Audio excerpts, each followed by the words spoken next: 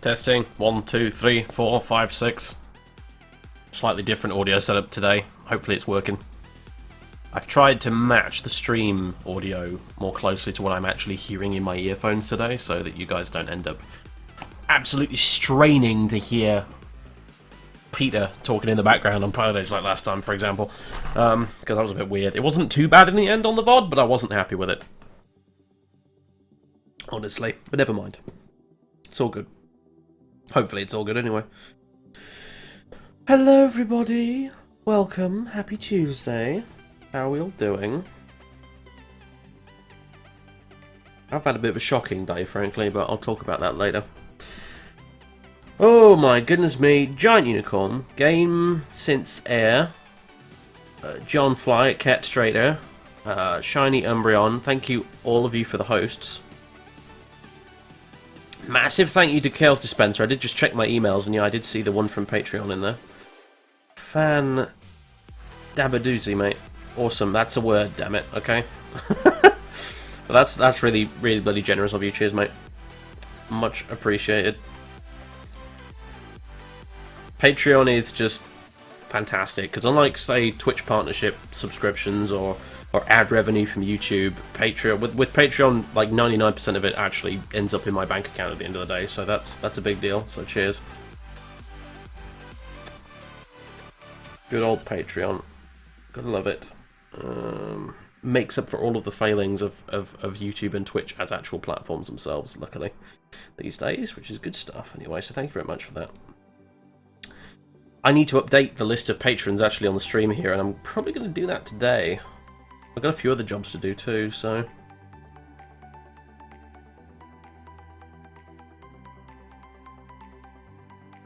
Just correcting your English essay. Very good.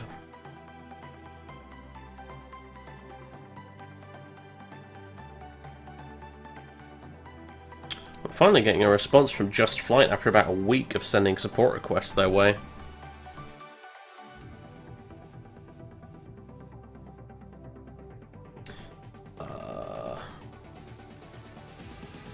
You know what? Again, we'll deal with that later. Not right now. We're in the intro section, for God's sake. Medical, douchebag, how you doing? Gujo Bloodbane, Chaos Dispenser, of course, Eccentric, Depressed Oatmeal, Potomsium, Eyeballtopia, Pure Papa? Who else? Gibbon. Oh yeah. Oh dear me, yes, no, that flight command needs changing. Whoopsie daisy. That one's really old, actually. Edit com flight.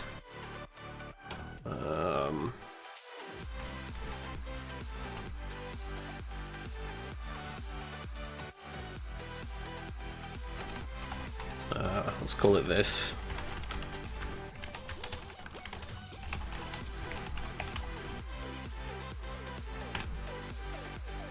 I'll do. Gamblor69, Melrath on PC, CH Flash, COD Pro,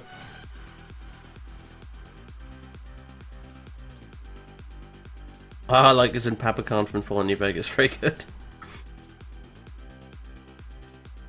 I almost said hello to Nightbot then, I was like, what the fuck?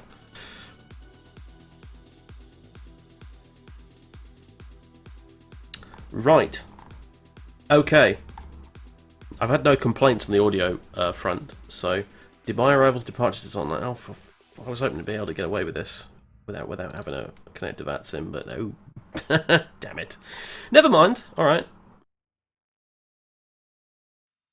I was hoping to be lazy. I've got to be honest with you. The only ATC I kind of care for these days, honestly, is Pilot Edge. But we'll do it anyway. So no worries. If any masochists out there fancy joining me for this, you're more than welcome to do so.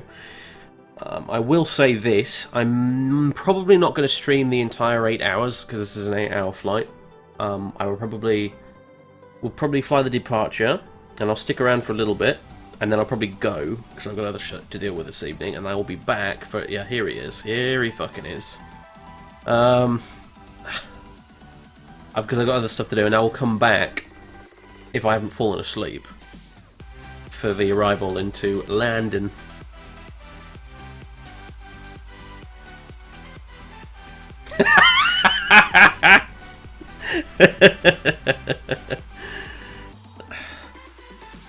How did he type that so fast? You must have had that, like, on your clipboard, Mungo. Like, really?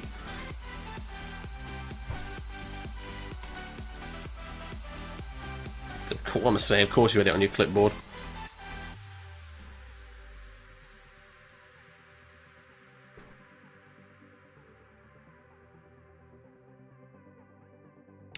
Anyway, yes, everybody say hello to Mungo.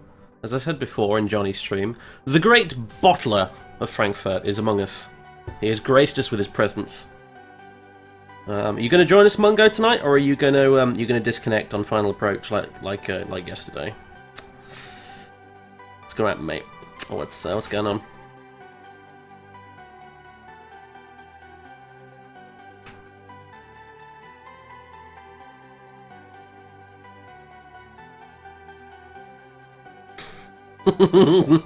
Anyway, right, let's get this show on the road. I'm faffing around. Oops. I meant to turn it down a bit, not completely off. Hopefully that's nice and quiet in the background now. On 3, 2, 1. We have webcam, hurrah. Okay. Hopefully it's not like so dark that all you can see is my face against like a black background like it was last time.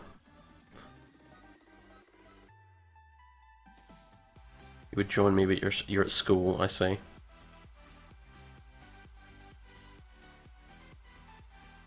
What is Cosford? Oh, Cotsford. That reminds me, one of our jobs for tonight is to book tickets, because there's only 35 tickets left, and I left it a little bit late. I'm going to book 2, because my dear old dad wants to come along as well, so I'm sure that'll be fun. Is the chat plugin correctly positioned in the bottom left there? Not really, no. Let's move it up there. I had this problem where it kept overlapping the webcam the other day on the Pilot Edge stream, and it was actually really annoying me because it looked a bit unprofessional, and, you know, we're all about the production value here, aren't we? So, looks okay for now. You're not coming to Cosford? I thought you were, actually, Mungo, to be honest with you. I'm bitterly disappointed now. I'll explain Cosford and everything later. Don't worry about it for now, if you're not familiar. Short version is, if you're familiar with Flight SimCon over in America, this is basically the UK version. There you go. That's the simple explanation. You have a ticket, school would not allow you out. Oh dear. Super rich boarding school wouldn't let you. I'm trying to feel sorry for you. I'm trying. It's not quite materialising. Anyway. There it is. Good old Golf Romeo Alpha Echo Sierra with its busted up left engine. Well, it's not really a busted up left engine, but it always kind of looks like it is because of the paint job. This is the poor airframe we fucking trained with, isn't it? When I first sort of got into flying this thing. I thumped this around at Cardiff quite a bit. Still in one piece, as it turns out, even though it's been sat in a hangar in Dubai for like the last fucking 3 months. So, yes, we're out here at Stan Charlie 30 something or other. You can teach. Dear God, that's loud. Monkeys to fly better than that. Ah! How do I make you quieter? I have no idea. Oh wait, no. Here we go. I turn OBS down.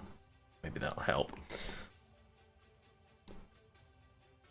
Yeah, we're at Stan Charlie 30 something or other because the stand that we would go from in real life from Dubai with British Airways doesn't fucking exist in this scenery, so we're just at this remote stand out here in the middle of nowhere, like a bit of a pleb, honestly. No jetways, I know, Mungo. It's unacceptable, mate. Honey roasted cashew, yum yum. Hello. Welcome aboard. You're hoping to do your PPL solo flight hours into Cosford, Cambridge, Cosford. Oh, I see. Need to book the aircraft and do some pre-planning stuff. Nice one, man. Way to arrive in style. I'm not actually that familiar with Cosford. I take it it's actually a functioning aerodrome then in that case. That's pretty cool. I've been having some thoughts on the whole real life flying thing actually lately. Maybe we'll discuss that later.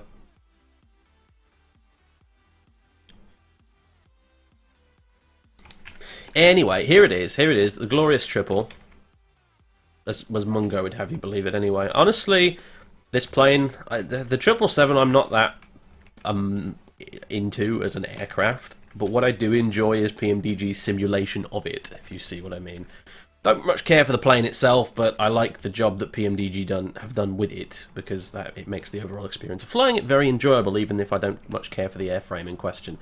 In stark contrast to something like Concorde, for example, which is an absolute pain in the dick to fly, but I do it anyway just because I love the plane. So, yes. So we've got all the GSX crap out. We can request the catering and request the boarding. Unmute the sim and unpause the sim. There we go. Get rid of the music, finally. Again, keep me appraised of the audio levels. Also, guys, you have a special responsibility tonight, and that is, when we're getting ready to push back, you must yell at me to start Phoenix. Okay? So I actually do end up logging this with BA Virtual, alright? Because I can almost guarantee you I'm going to forget, because it's been ages since I actually logged a flight with BAV. I've been quite bad, actually. I haven't done a BA Virtual flight in a while now. So...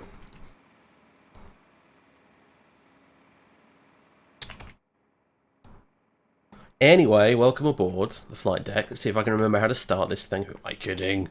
777 flies itself. It's not that hard. Right. Battery.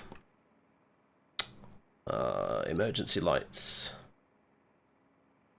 Boopity boopity boo. Do we? Oh no, I'm gonna have to get this out here somehow. How does one make this McDo do what I want it to do? Ah, here we go. FS actions, ground operations? No. Ground connections, that's what we're after. Oh, we've got... Hang on a minute. No, here we go. Here we go. We want the one GPU plug. Yeah, that'll do the job, I think. Hey presto, we have power. And this will take its sweet time booting up, I'm sure, but we have power. So let's see. This is pretty much all fine. As is this. As is this. As is that. And that. And that. And that. Monkeys to fly better than that. Loltz, I think that said. Thanks for the follow. If I mispronounced your name entirely, it's only because I read it with very small text. And this is all fine as well. Really, wow. Yeah, you really don't have to do much in this plane, do you? Okay, let's see. Oh, this is not going to let me into the actual FMS, is it? I really should have just booted this up earlier while we were doing all the pre-flight chatting shit, I suppose. Never mind.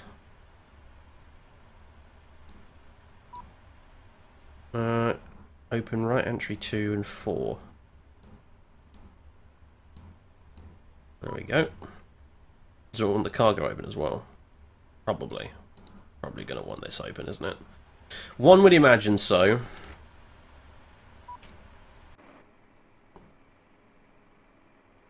It's going to want that back one open and all.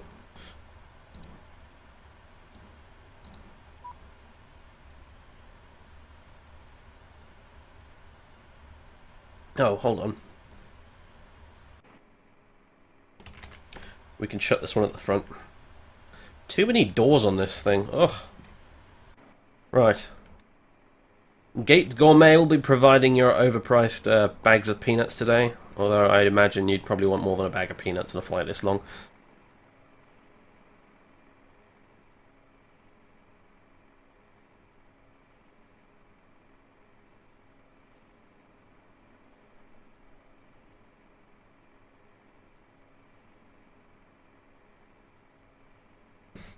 Twitch changed the UI. They did, yes, they did. Twitch Prime is literally just this thing you get now if you have Amazon Prime. So that's all that is.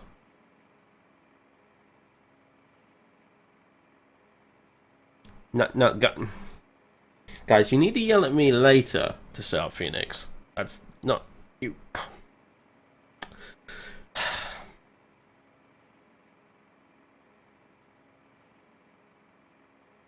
We're in the 773 or 772. We're in the 200 LR. I don't actually have the 300 expansion. Not sure if I even see myself buying it anytime soon, but we'll see. I spent like 60 quid today on a pair of Gunner's glasses as well, so...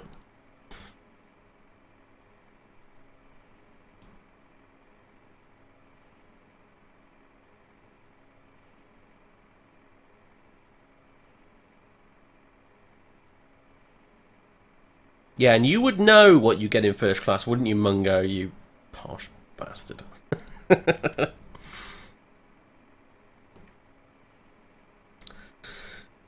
Da da da da da da.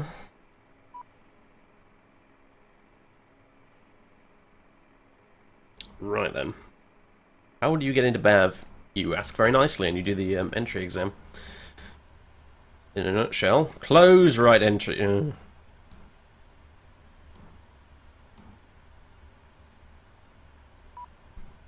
And we can arm it as well. There we go.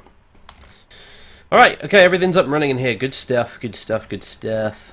Good stuff. Right, I need to put this downloaded company flight plan in the PMDG flight plan folder thingy. Wherever that is.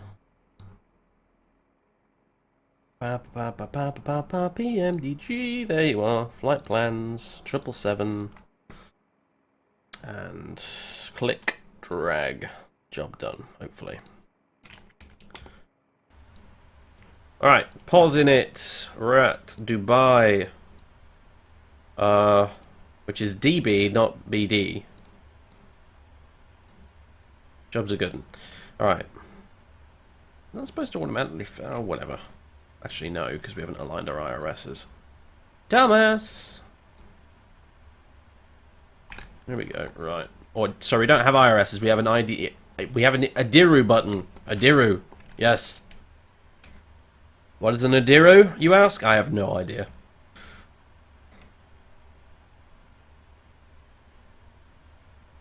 Wait for that set inertial pause down here. Ah, fuck it. In the meantime, we can get the route in, I suppose. Route... how does this work? I think I just type in here, don't I? IMDb EGLL. Hey presto. Now do I click route request? Possibly. We'll find out. We are Speedbird 104 today. Route request sent. Boarding passengers, lovely jubbly.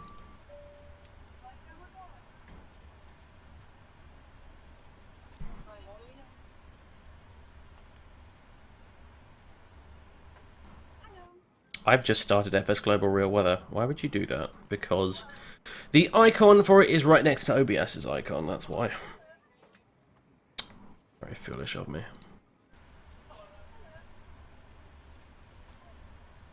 Route 1 uplink ready. Load. Ah, here we go. GPS position. Inserted. Hurrah. Do we have a time to align on this then? Somewhere. I can't see it anywhere, but... Oh, no, there it is. 5 minutes. Okay, good stuff. We're reasonably far south in regards to the equator, aren't we? So it probably won't take very long to align.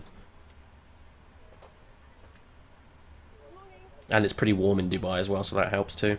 Although I don't know if temperature's a factor with these modern jobbies. I know if we were using an INS system, the temperature would be a factor, because you need to warm the thing up, but...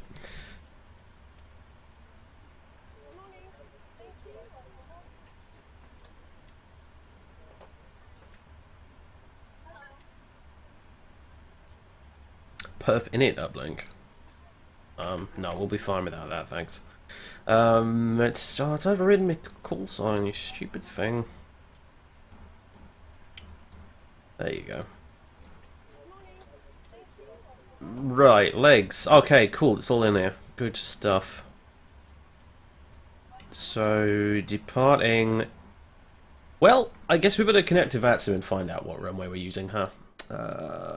Let's pre-file this plan with VATSIM. They're using 30 right. Someone's using this call sign, of course it is. Of course they are. Of frickin' course they are. Oh man, what are the other ones they use? 106 was one of them, wasn't it? Okay, we'll pretend we're at speedbird 106 instead then. Flippin' egg. Whoever it is, they're a massive troll. Let me just adjust that on my notepad down here.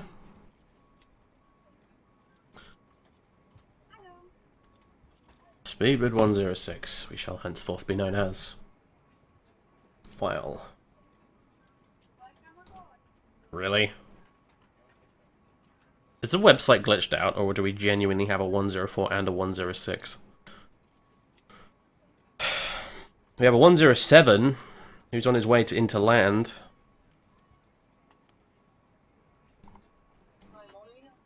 Flights. Call sign. British Airways. Speedbird.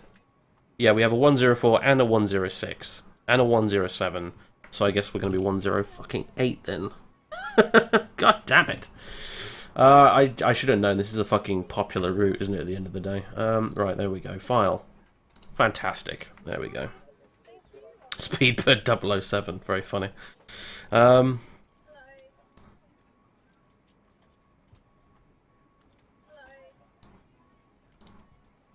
Okie doke. Let me just go back then to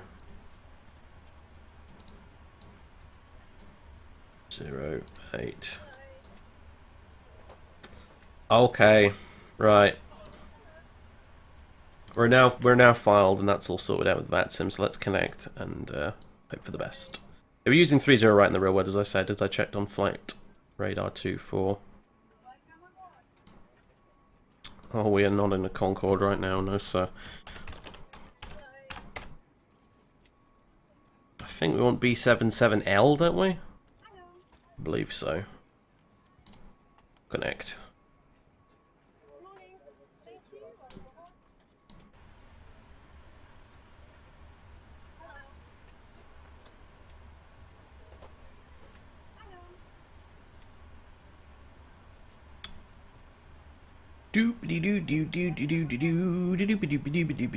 Aha, here we go. OMDB, ATIS, and approach departure.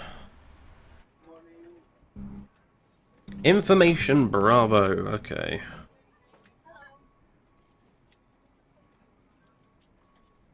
Where are we at? We're at... what's our bloody stand? I actually don't know. Crap.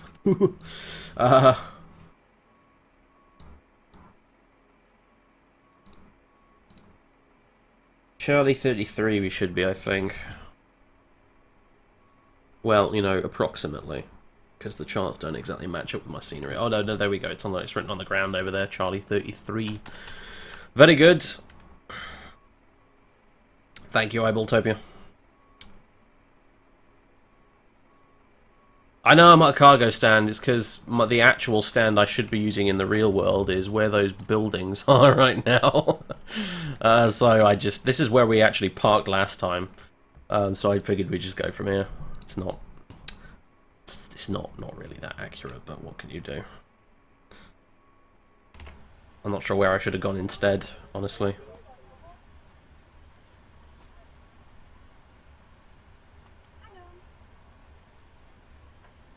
Alright, anyway, we're at Charlie 33. We have Information Bravo. I don't know if you have to read about the QNH in Dubai. Monkeys to fly better than that.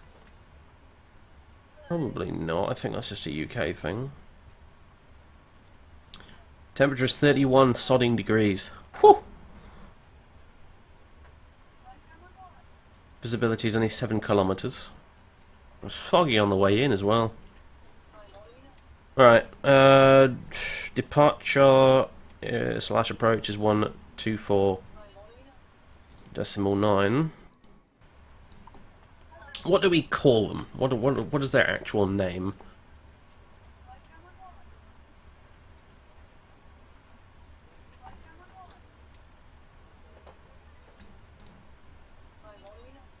I have no idea how loud this is going to be. Probably horrendously loud.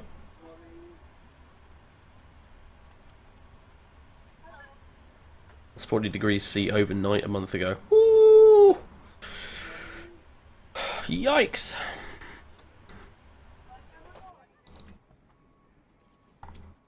What do we call you, Dubai Approach Departure? What is your actual name? Dubai Arrivals. Genuinely don't know what I guess I'll just call them Dubai Approach. Sod it. I like to get the actual name of the station right, but, you know, if it's not there readily available, then what can you do? Do I have a live stream schedule? No. I probably ought to have one, but I don't. Dubai Arrivals, really? Even if we're departing, is that departing? Departing? Is that what we call them? Fair enough.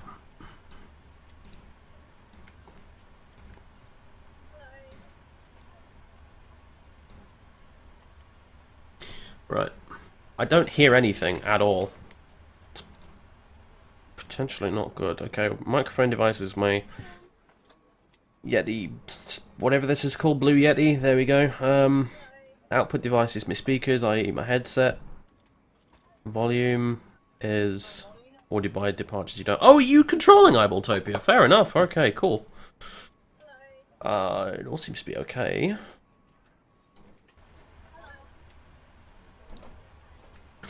We'll give him a ring, shall we?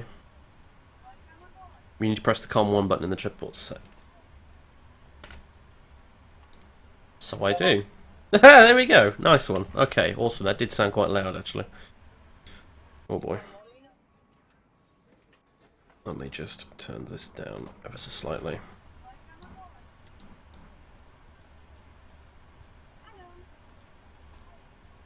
Thank you for that. I would not have figured that out anytime soon if you hadn't said so. Right, good stuff.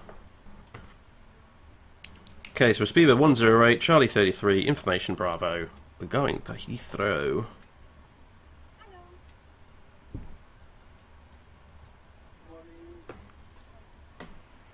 Eagle to it, continue descent to altitude 3,000 feet. Well, it's working. Excellent. Continue descent to 3,000 feet, Eagle to 8. Whew, crikey, it's a bit loud. Don't know about you guys at home, but that's making my ears tingle ever so slightly.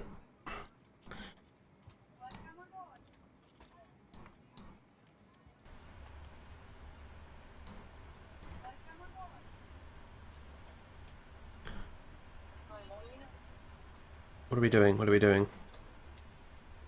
Okay. Dubai departures Speedbird 108 to stand Charlie 33 information Bravo. IFR clearance to Heathrow, please. Speedbird 108 Dubai departure. Hello, raise. Correction, not radar contact. It's Heathrow. Nadil 2 Foxtrot departure. Runway 308. Initial 4,000 feet. Squawk 0511.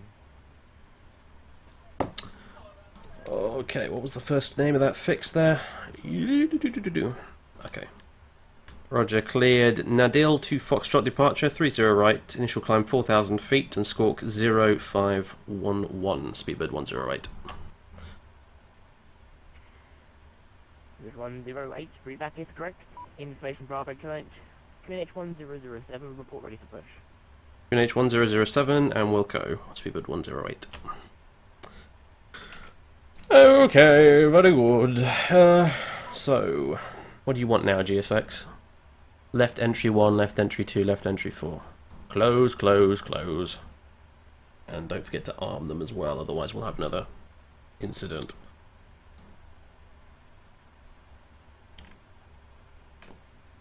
Alright. 30 right. Nadir, hang on a minute. Ah, there you are. I thought I was going to have an Iraq issue there, but no, we're good. Execute. Now, there's only one other thing. We have a step climb today. We have a step climb, which we didn't have on the way back. Right. Doobity-doobity-doo. Here we go. Bit of editing magic here, but if you regardez le chart here, this is our vertical chart for the trip, and yeah, around here-ish, Bonham. We're step climbing to flight level 380 from 360. So I'm going to try and put that in the FMC, since you can do that with the old triple. Never done it before. May well cock it up, but we'll see what happens. And that is what our actual overall route looks like. There's a couple of big old directs in there because SimBrief did not recognise the airways for the route. Hopefully that's not going to be a problem for us, but never mind. Anyway, what's the shortcut key for this? There we go. Right, good stuff. So, Bonham. Let me just double check that's correct. Scroll all the way up through here. Hold on a second. Back down. Here we go. That's what I'm looking for. Van. Somewhere called Van. It's after Zelsu. Right, okay, gotcha. So let's scroll through this. Van. Hello. I might need to put in our other performance info first, actually, now I think about it. Hold the phone. Right heading 270, clear ILS 30 left, Eagle 8, thank you.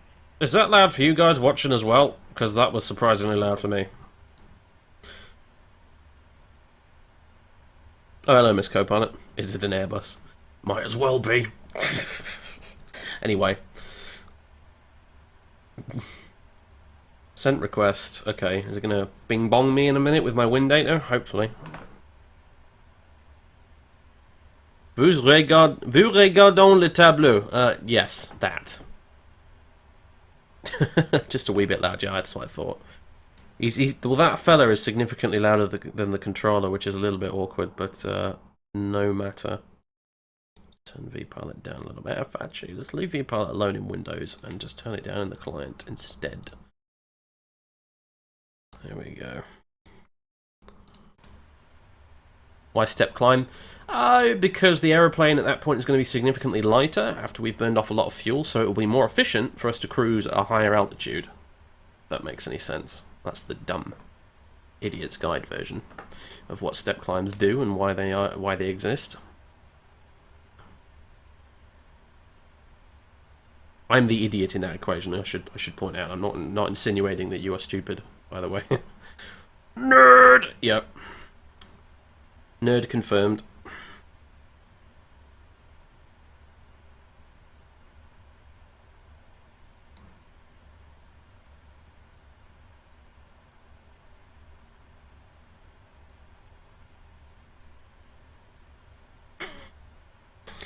Right, anyway. Yo! PMDG 777. Give me my wind data. I've got everything loaded into Active Sky. Why are you not giving me my wind data? Not that I really need it that much, but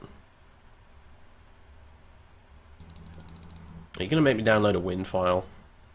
Sounds really weird now I think about it, but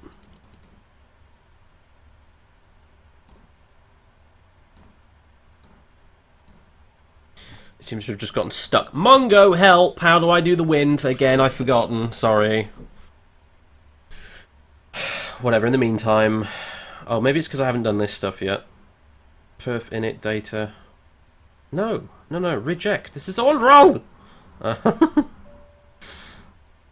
Oh, now it gives me the wind data uplink, you silly thing. Right. Meantime, I need to make sure we've got the rate, fuel and payload and stuff like that, because I completely forgot about that. What are we doing fuel-wise? Scroll up here. 51619 kilograms.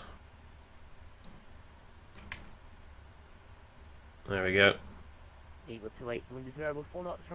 Payload.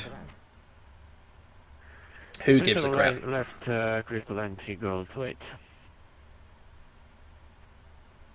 And Air France 62 is located around the way, requesting stand Alpha 2. The other way to do it is put the flight plan into active scan. That's exactly what I did, actually. F1 662, roger. Stand out for 2, via Juliet 2. Good night. Alright, that's good. Stand out for 2, via Juliet 2. That's good. Reserves. Total reserves, total reserves, total reserves are 4.6. Is that right? Yeah, it is. Cruise altitude 360. Cost index. Simbrief says 76.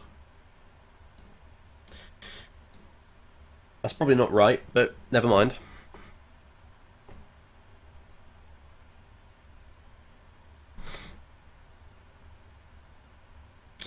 Anyway, thrust limit 50 degrees.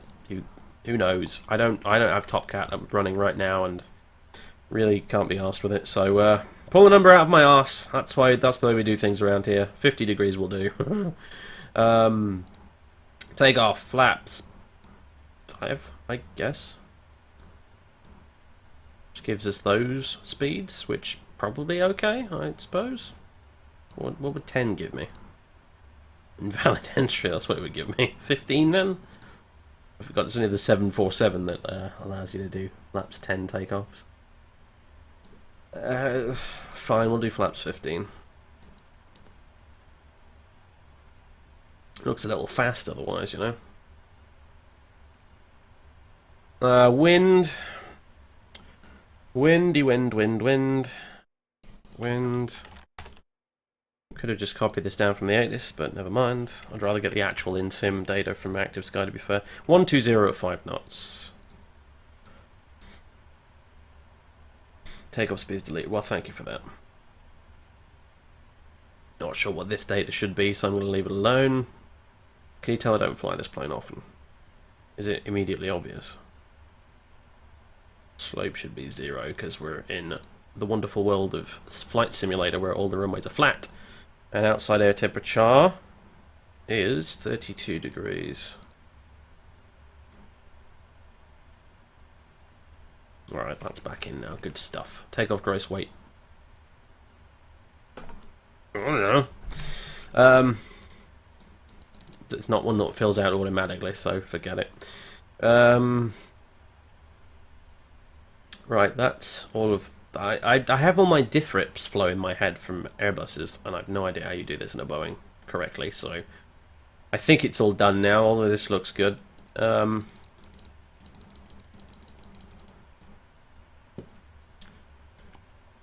What did I just click? I feel like I think I just clicked something. I had a click. Never mind. Let's go plan.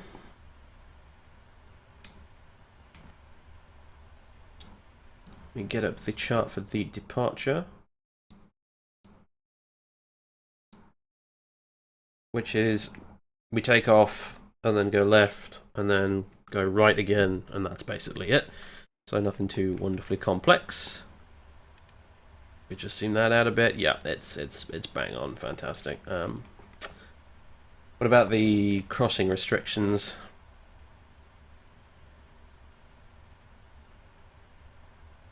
1,000 above, 4,000 below the Mooney, 3,000 above at Delta Bravo 550 at 220 knots, and then Alvav and then Nadil, neither of which have restrictions. Goody gumdrops, looks good to me. You can go back to the takeoff ref page. I'm getting barraged by noises now.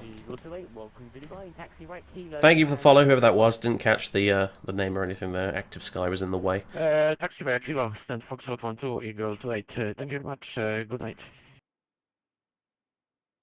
Turning down the audio even more, thank you very much. Oh no, my connection's going all weird, apparently. I'm getting a red light in OBS. Lag and stuttering is probably inbound, folks. I'm sorry. I don't know why it's doing that. There's no foreseeable reason why it should be doing that other than... my ISP is choosing to dick me over again. Okay, it's gone back to green now. Hopefully that was okay for everyone at home. Let me know if there's some significant buffering, and I'll see what I can do about it. Twitch servers, you say? Oh, maybe.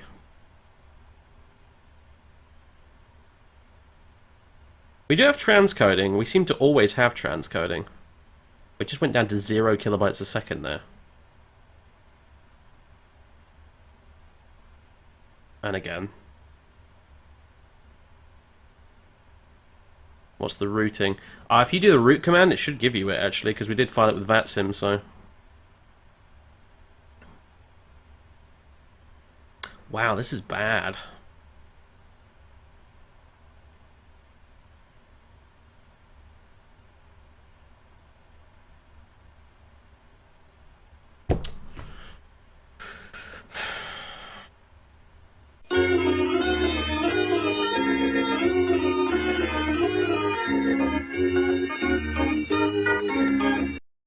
Okay, here we go. Looks okay so far. We got a green light and everything. That's back on VATSIM.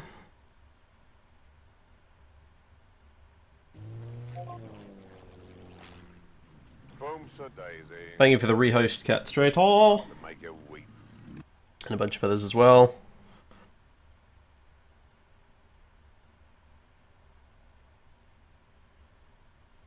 All seems to be fixed now. Okay, great.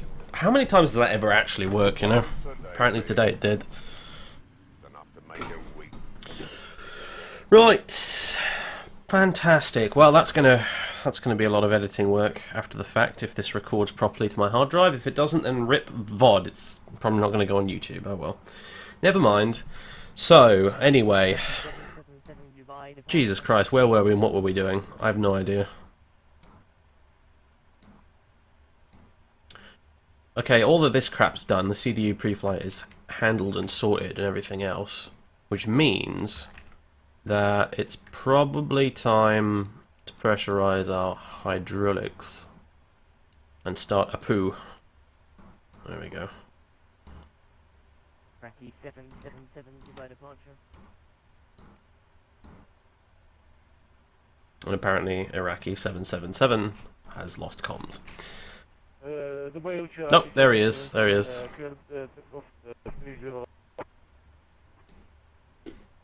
Iraqi 777. I told you to call me when ready to push, not taxi and hold short. Oh dear. From 03 to the left. Hashtag welcome to VATSIM. Oh dear. Let me just move this crap out of the way, guys. I have a desk that's a little too crowded right now. With crap. I.e. coffee mugs. Oh,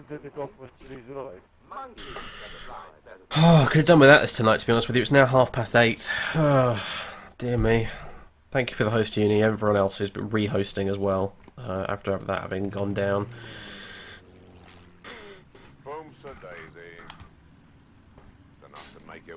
Anything left is the MCP, I suppose. So let's set this to $2.99. Which is probably the cost of a can of Coke on this plane, incidentally. Speed will be V2, which is 153. Altitude 4,000, he said, wasn't it? Yeah. Good thing I remembered that. Fantastic. Alright. Oh, that's already armed, so forget it. Flight directors, LNAV, VNAV. Wonderful.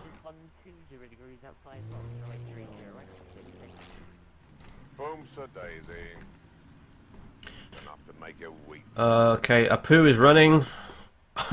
I got that off the Simfest, guys, that whole Apu thing. I think it's fucking hilarious, even though I probably shouldn't. It's very juvenile. Thank you, come again. Right, so, let's see. Packs are off. You can probably set them to auto, can't you, honestly? And still start the engines properly, but whatever. No, we don't want the crossfeeds, we want the center pumps. Getting my switches mixed up there. Okay, right, we are pretty much ready to move our asses, aren't we?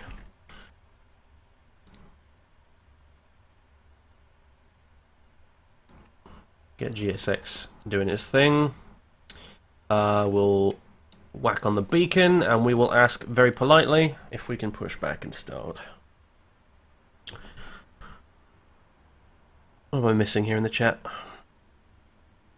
This guy flies here every day, every single day, and we still have the same issue. I guess some people just don't learn.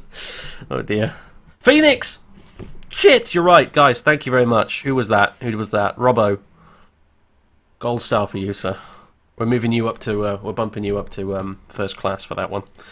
Right. Excellent. Yeah, we'll have to put up with the GSX beeping for a minute or two here.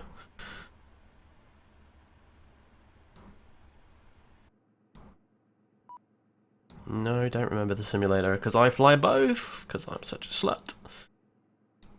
I've one unread, no damn, what is it? Double logging flights. Yes, they're bad, MK, I get the idea. I never do it myself. I don't see why you would. Oh my god! Yes, Speedbird 2-4, I know. Thank you. Alternate is Gatwick. Let me just see if the route command works.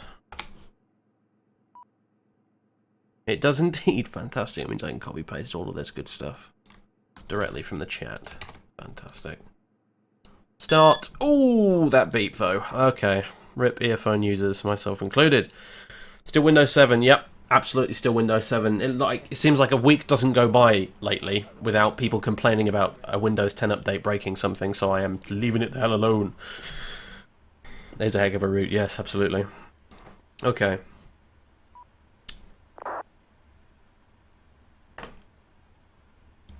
I bet the ATIS letter is updated. No, it hasn't. Okay, we're still on Bravo. Very good. Iraqi 777, Clumpunk, flight 150. Thank you again, ladies and gentlemen, for joining us for this week's episode of The Ballad of Iraqi 777.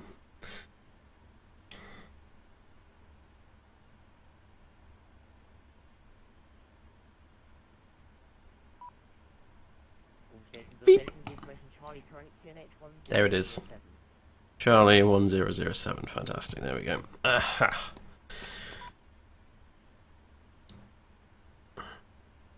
It wants me to close the cargo, understandably.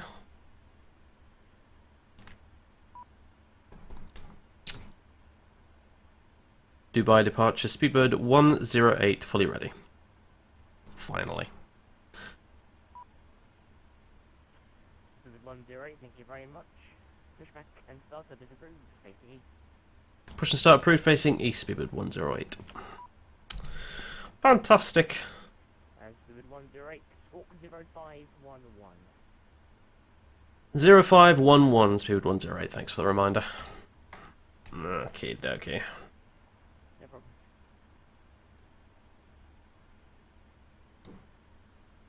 Awesome. Job done. Oh, yes, of course. Okay, fine, yes. How do where do we get to this bit? Ground connections. Bang. Done. Alright, now we're ready. Please set parking brakes immediately. Or else.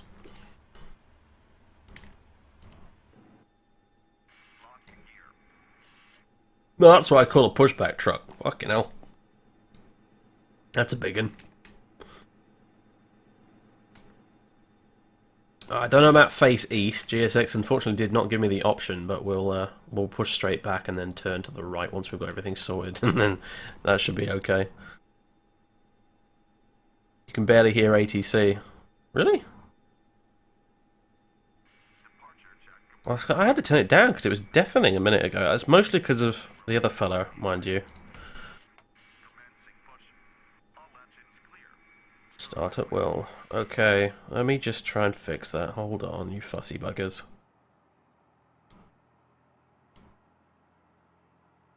There you go, I've turned it up a bit.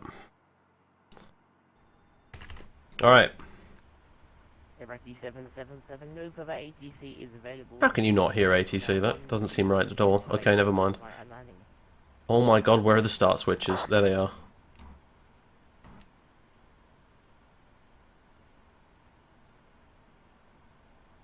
Oh yeah, there we go. 2% start.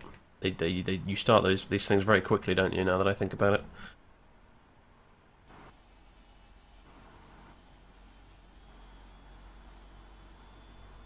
It's a manual stop as well, so.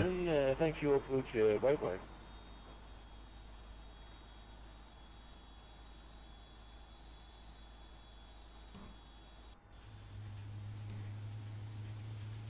I'll tell you what, that bass sounds incredible with these new headphones. Oh.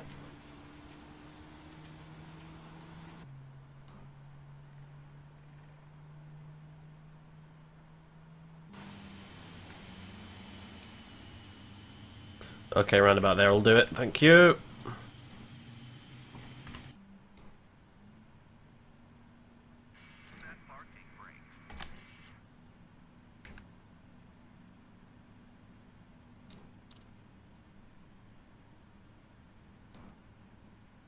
I triggered the Twitch gods. Oh no, we're okay for now. We have dropped a bit in viewer count, unfortunately, but nothing you can do about that, really.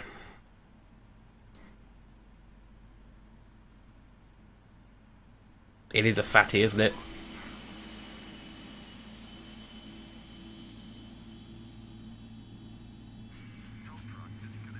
The 300 somehow seems a little bit better proportion than this thing. I couldn't put my finger on why exactly, but the 200 just looks a bit too stubby.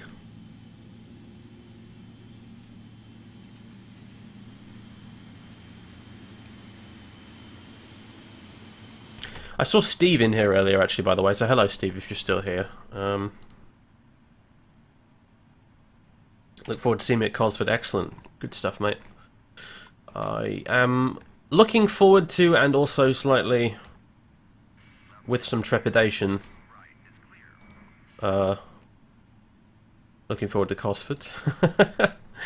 Should be good fun, though. Okay, our Packy Wackies can come on. Packy... Oh my god, that sounds horribly offensive. I won't ever call them that again. Oh, shit. I didn't think that one through, did I? Oh, Christ. I think we... there's one thing calling this a poo. It's quite another... Yeah, right. Okay, we'll pretend that didn't happen. Shit. Taxi light. Hydraulics are already set. The only other thing is trim. 3 units.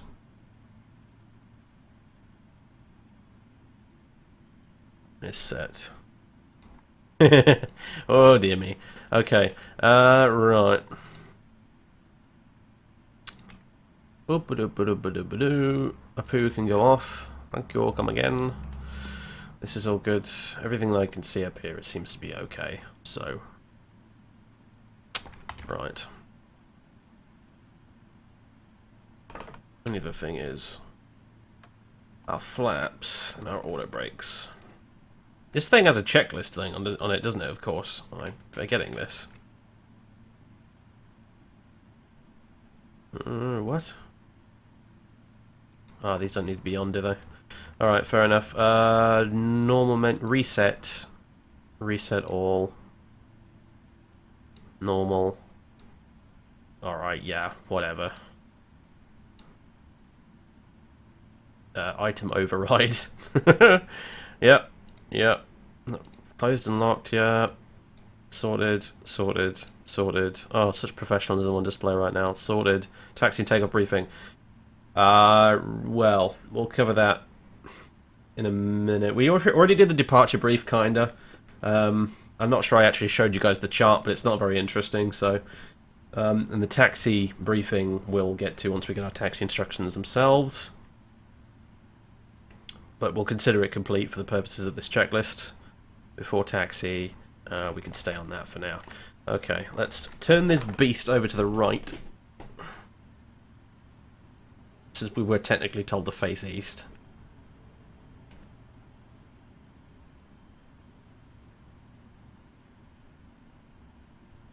Just clip that name in on the pack. Yeah, of course you did. Of course you bloody did. You fucking people.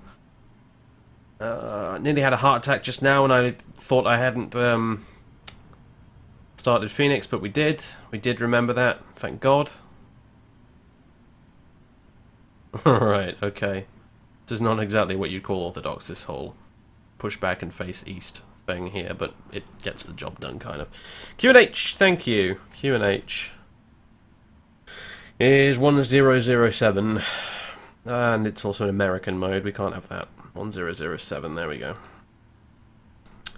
I guess we can turn those on as well.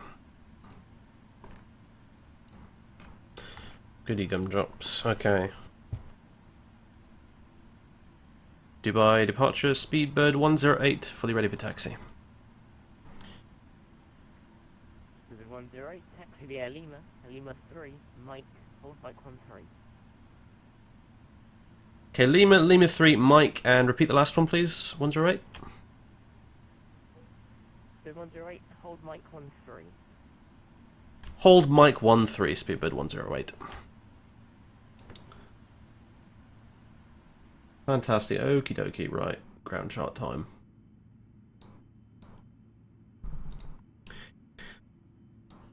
Oh boy, let's see, Lima 3. Okay, I see where we are. Is this going to match our chart, though? That is the question. I mean, our scenery. Right, we're... Oh dear. Stand by. I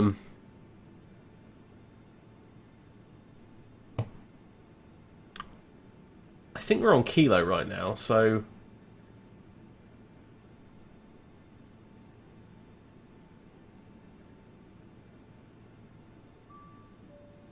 Thank you for that, Cabin.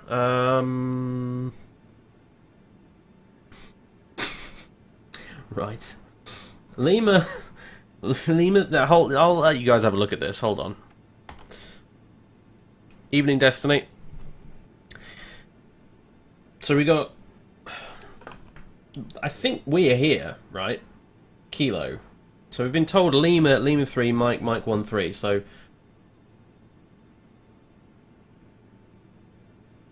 yeah.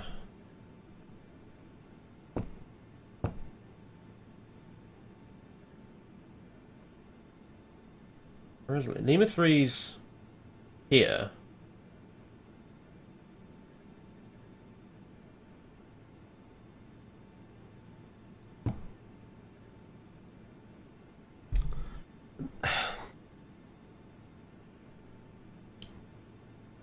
Your set to files for the Lima 3, Mike 13 is good for me.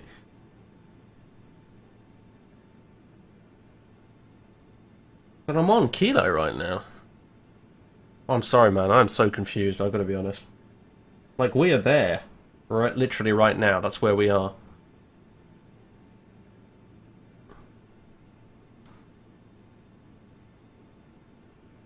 It's because the Flight Tampa Dubai scenery is out of date. Navigraph charts have the new concourse D. Ooh, right. So effectively what I need right now is charts for the Fly Tampa scenery, which I don't have, so... So should I just taxi straight ahead and then take a left onto what's labelled Lima 3 on my chart? Alright, well, you know what, you're in... Please don't yell at me, Eyebaltopia. I'm going to taxi and hope for the best, mate.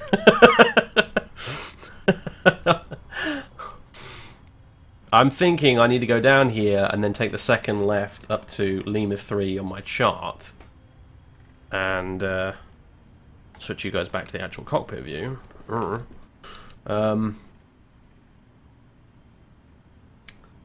Then Mike and then Mike 13, because the rest of that makes sense after this initial bit.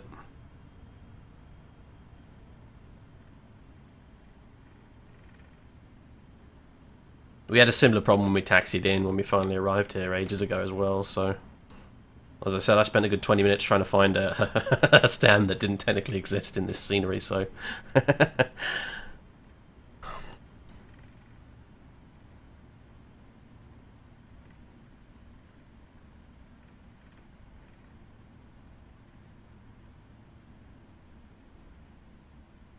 Oh yeah, no, look, we are on Lima. Look at that, see? I see, I've accidentally got it right. Monkeys to fly better than that. Oh, you're an absolute champion. Cheers, Eyebaltopia. Yeah, that's the route I was going to take, so looks like I guessed correctly. Fantastic. When in doubt, follow the markings on the ground, I suppose. What aeroplane am I flying? This is the Boeing 777 by PMDG. And all its big, pudgy glory.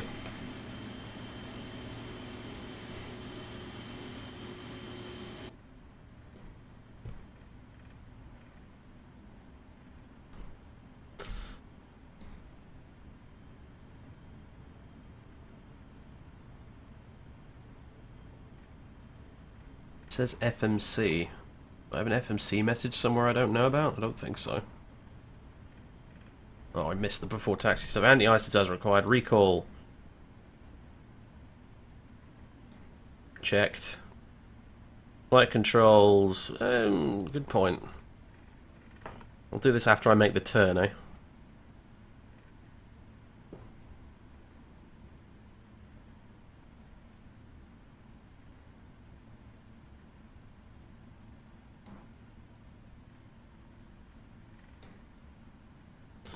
Okay, we have, well, the rudder's working quite clearly, but we also have a full left, full right, up, down, and keep moving, keep moving. Flight control check is more or less complete, but we can give you the nice window view anyway. There you go. Very good. All the flappy bits are moving as they should.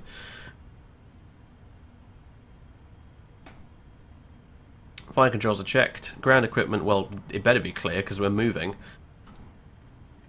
Flaps. Shit, yeah, you're right. It needs to be 15, not 5. Thank you for that electronic checklist.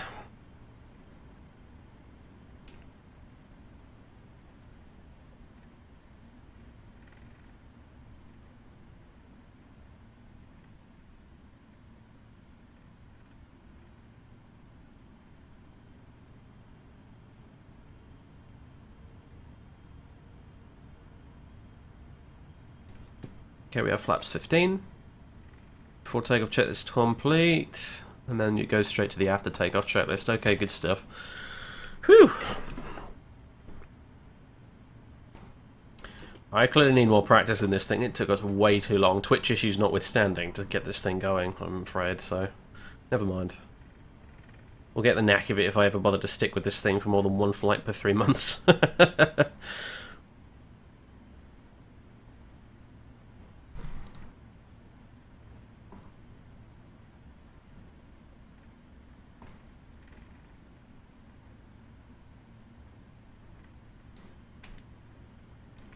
Thanks for the Concorde route tutorial you put up. No worries, no worries. I was getting asked that quite a lot, so I figured it would probably be a good time to do some sort of tutorial for it. Jolly good. Fat sausage. It is a bit sausage-like, isn't it?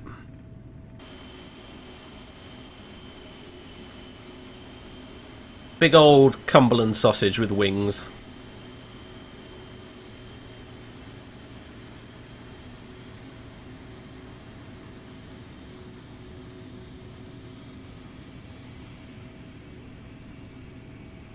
It's a very expensive big old Cumberland sausage with wings, though, I might add.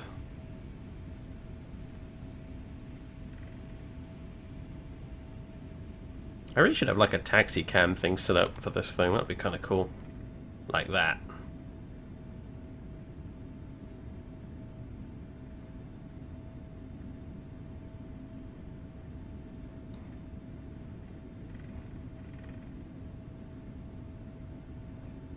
Why no pan delivery? Because there. Check wind data. Oh, is that what it might be? Good point. Oh god, we're going a bit fast. Oh, right. I forgot to actually load the wind data. Yeah, you're right. Good job. Yeah, we don't need the descent forecast link right now. Okay, thank you for that. That's what it was. I looked down and saw no actual message in the scratch pad, so to speak, so I figured that, I don't know, wasn't important. Nice one.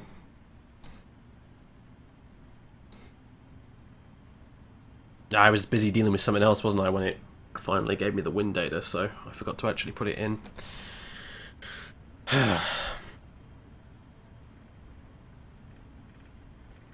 I like it, Forsyth.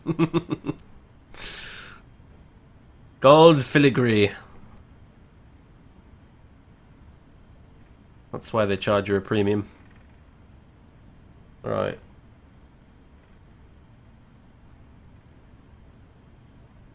Looking for Mike 1-3.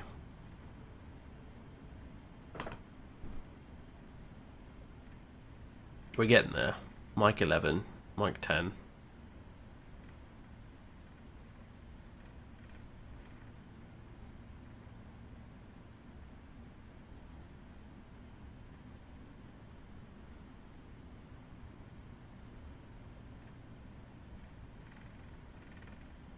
How much is the 777 for P3D? Isn't it like 120 bucks or something? Last I checked. I'm not entirely sure.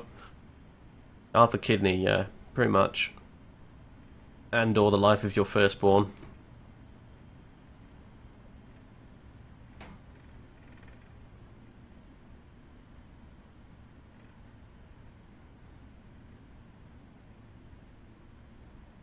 Comparatively cheap, though, compared to real-world flying, though, as Josh always likes to point out, and he's absolutely bloody right. You know, I looked up how much today it would cost me to train as an airline pilot with EasyJet. About £100,000. Yeah. That's a hell of a loan.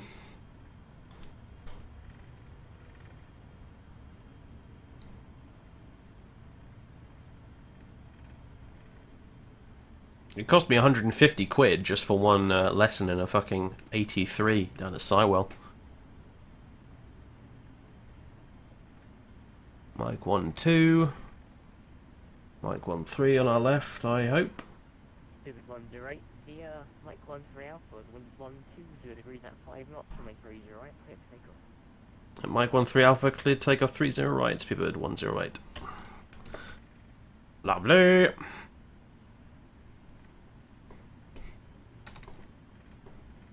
That's Mike 1-3. Oh, hold the freaking phone. I think this is our one here. No, he said Mike 1-3 Alpha, which I think is the next one. Unless it's not. Unless it's... I don't even know. We're getting on the runway and we're going. Again, my chart is completely unreliable, so sod it. Where's the strobe light on this thing? There it is. Strobe. All of the other lights. TARA. Clock. Ready to rock and roll. Mike 1-3 Alpha is not on the flight tab, but yeah, gotcha. Makes sense.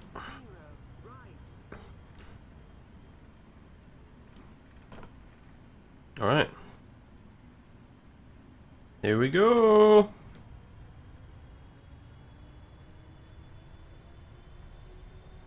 Fingers crossed. Toga!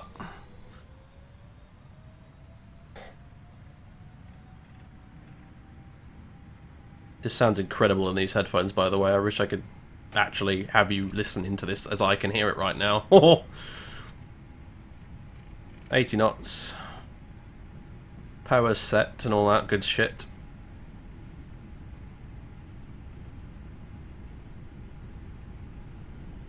V1, rotate. Nice and smooth. Okay, maybe not that smooth. There we go. Fantastic. Positive rate of climb. Gear up. Flaps 5. LNAV.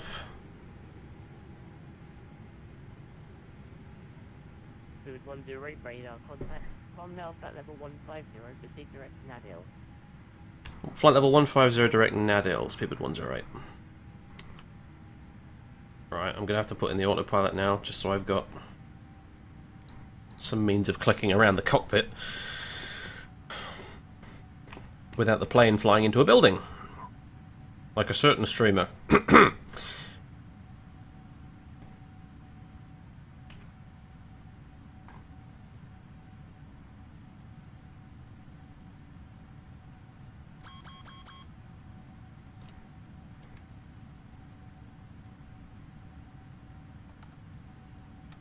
Auto throttle disc. Oh, not again. That's clearly going to be an issue.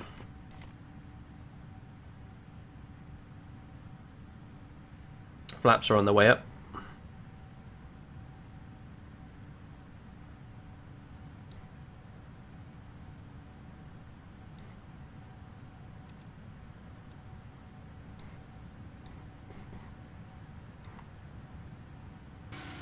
And the outside view, for those of you who care, try and get a good one. There you go. It's a bit foggy, it's not much to see, it's also very loud, so I'd quite like to go back inside if you don't mind, but hey, look, you've got the immersion effects and stuff. Kinda. But they were there, they've gone now, never mind.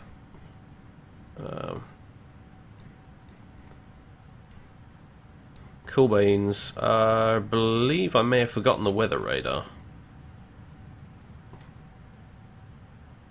It's up here somewhere, isn't it? I don't think it even works, though, to be fair. Like, I don't think it works with Active Sky 16, so... But never mind.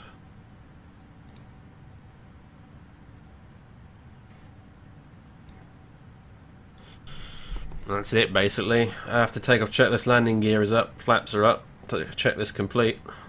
Sit till the descent. It is now practically flying itself. Oh, it's clearing up a bit.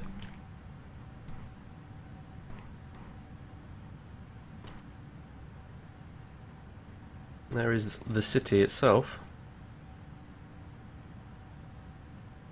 Looking very nice. The weather does work with Active Sky 16, does it? Oh, I've never managed to get it to work, honestly. I might be thinking of the NGX, actually, though. Now that I think about it. Maybe there's an update I haven't got or something.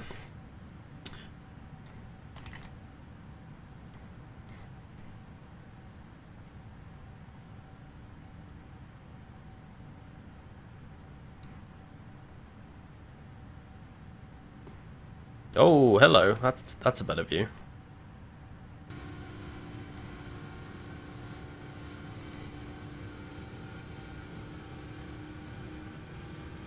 VNav.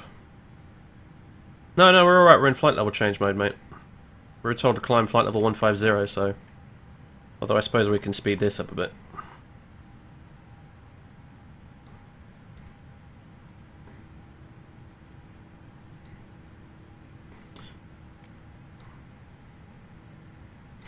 There we go. Lights off at 10,000 feet, that's the extent of the work I have to do now.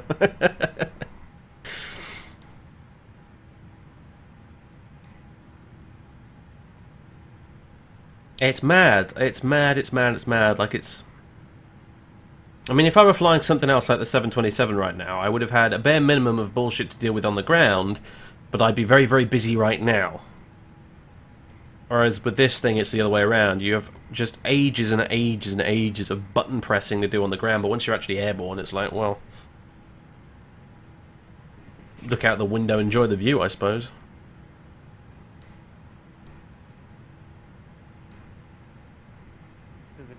Unfortunately, you now leave my airspace and your radar is unfortunately offline. We want you to come now 122 decimal airport time for landing in Heathrow. Roger, over to Unicom 122.8. Thank you very much for the service. Appreciate it. Speedbird 108, bye-bye. Okay.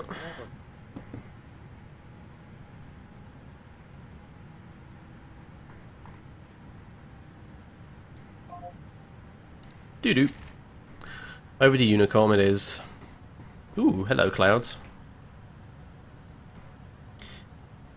So, the other day, yesterday as a matter of fact, when I followed Mungo to Frankfurt, but he had to kill his stream because he was having issues, unfortunately. But he carried on with the flight anyway. So, and I followed him in there, and as I said, he bottled out because he got the wrong approach programmed in his FMC, and the controller called it out and was like, state intentions please, and Mungo was like, oh shit, and he just logged off. I was on the wrong arrival too, mind you, but I continued anyway and just apologised for not briefing myself better and got vectors for the approach, and it was all good. Besides, XFMC was royally misbehaving itself anyway, so I would have needed vectors anyway.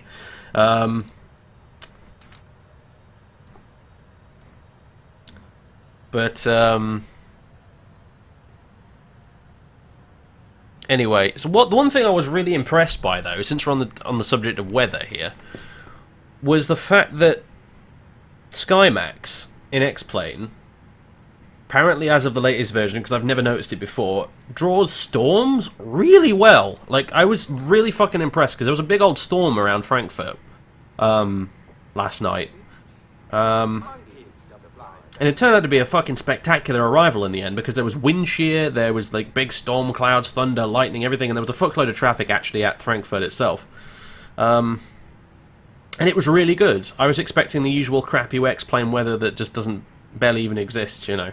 But actually, no, SkyMax drew this fantastic, amazing cloud formation with thunder and lightning, and you know that effect you get in the distance when you can see a heavy downpour? Where you got the cloud base, and then you can see like a sort of grey haze coming down from the clouds.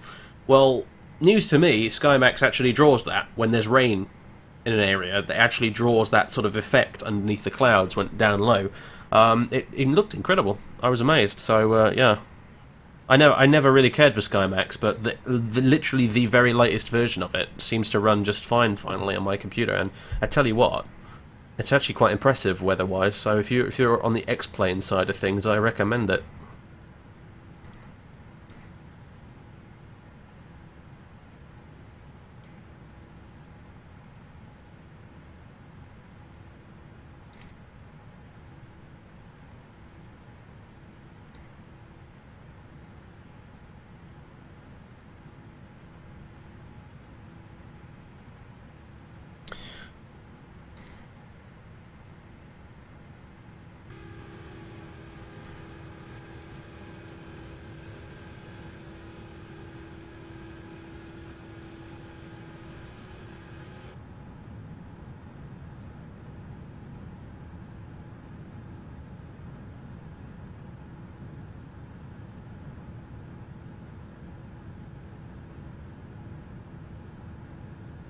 "71 hours and 57 minutes on Dubai arrivals, departures, director. RIP. Exam booked for next week." Ooh!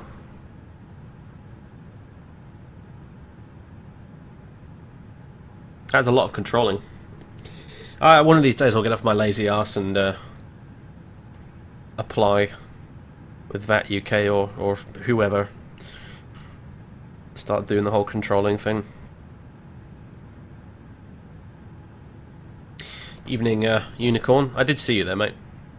Just lost in the stream of people in chat. I was busy dealing with other stuff, but hello! Christ. The pastor I'd had for dinner is fighting back. How are you doing, man? So...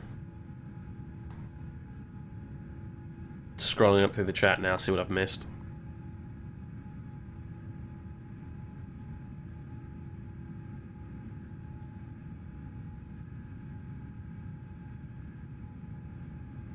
Mungo's addressing the whole not having nav lights on thing. Yeah, no, I learned that some time ago that BA don't bother with the nav lights if it's daytime. IVAO started with Continental Online days. Europe had insane coverage today. Really? Ooh, that sounds cool. Yeah, I know who got beef. That's kind of why I haven't bothered so far. The thing is, I know quite a few people who are already in VAT UK, so that's kind of my primary reason for wanting to give it a go, if nothing else. But yeah, there's someone who's they're having a discussion on it. I think in the was it the BAV forums the other day.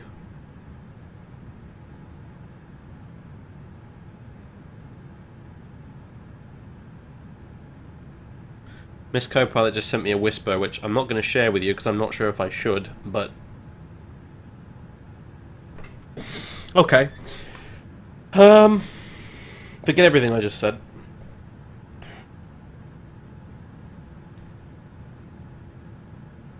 Get Dave to mentor me or Bellins. Oh, yeah, but I think either of them probably would, actually. Bless them.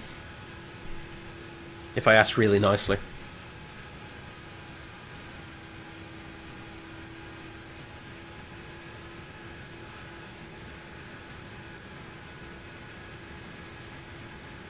Those wings are so freaking bendy. There is one more thing we can do. It's that whole step climb thing I mentioned.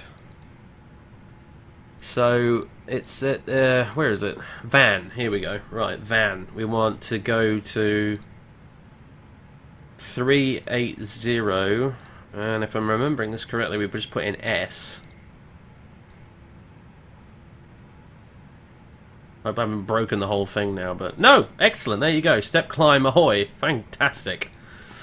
I've tried doing that in the old Flight Factor 767, but it doesn't seem to work, either because the FMC model in that plane's a bit old and crotchety and doesn't like it when you try and do things like that, or just because they haven't got around to modelling it yet. Speaking of which, I haven't tried the new update for it, and I should.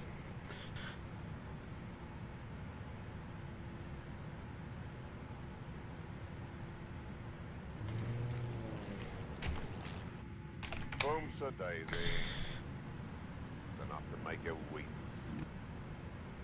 Thank you for the host, Virus City. Cheers, my dear. Instead of Division Online days, they've started Continental Online days. Europe, Asia, Australia, Africa, US, South America. That's cool, dude. That's really freaking cool.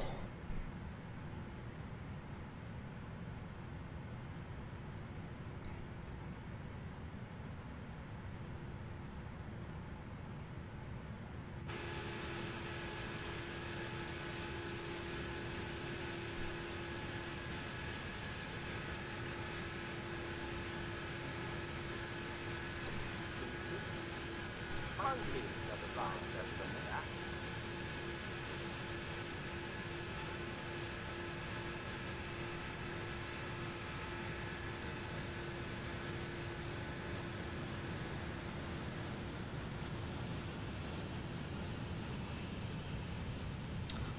It's not a terribly bad looking plane, I'll say that much. There are worse.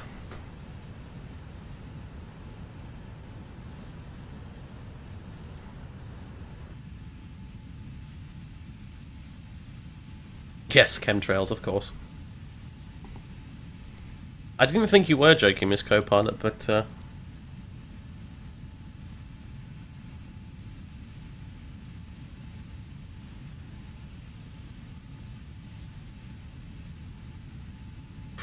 Ooh, ooh, that's exciting news. That is really, really, really exciting news.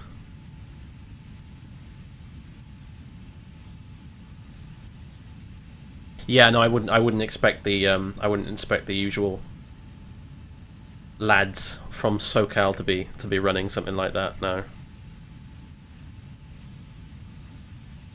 Honestly, I really shouldn't say more, should I? Not on stream right now, but I can think of at least a few people who probably would be up for staffing something like that.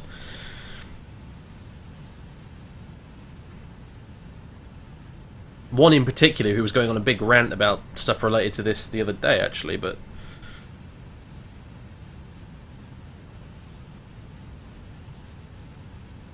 Anyway.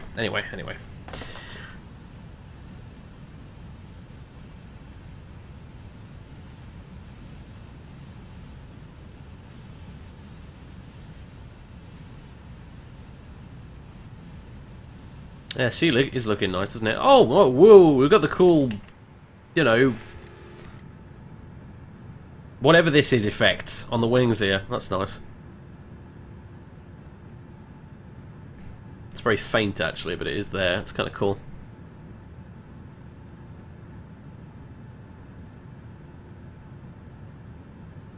Ah, right, they're on their, yeah, there they are, November 595 Mike Whiskey. Hee.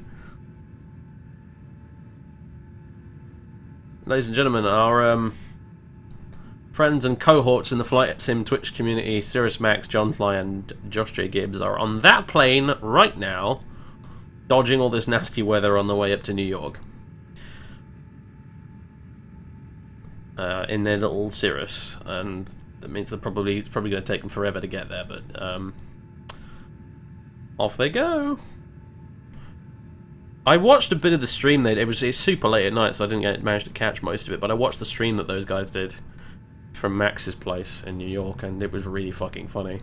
we seriously need to get, like, those guys need a fixed-based simulator, you know, like SimFest have, and like RA Flyer has. And you just need one like that for a 747 or fucking something, doesn't really matter. Just to chuck those three in and have them just do that, have them stream from that thing, because it would just be so fucking funny.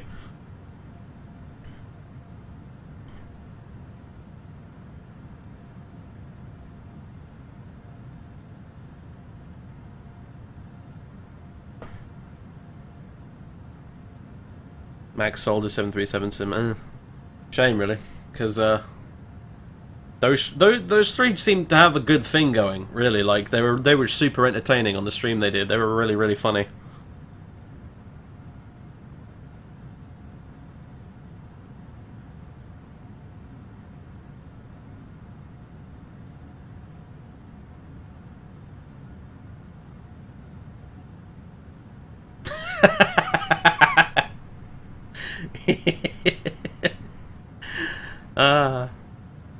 Bit stir crazy, perhaps. Yep.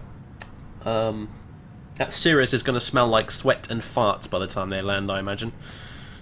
If it doesn't already. Do I have a Japanese flag back there? I do, yeah.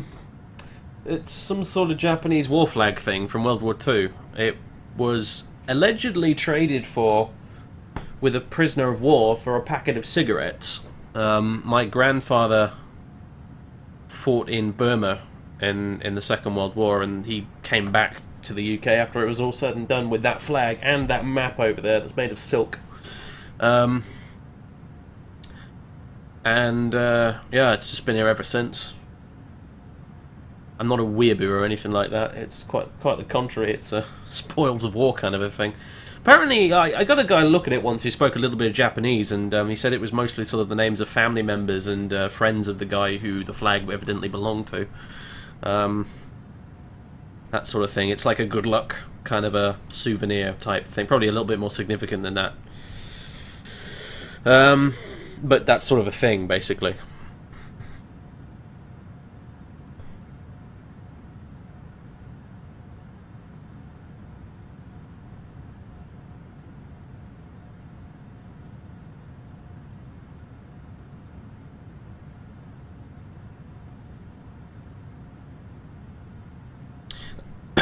Excuse me, that's where it's from. It's not really mine to give away or anything, to be honest with you. It belongs to my father, technically, really. It's kind of his. But I have thought about one day trying to track down the family of the guy who it belonged to and sort of maybe returning it. Who knows? My grandfather would probably spin in his grave, mind you, but still.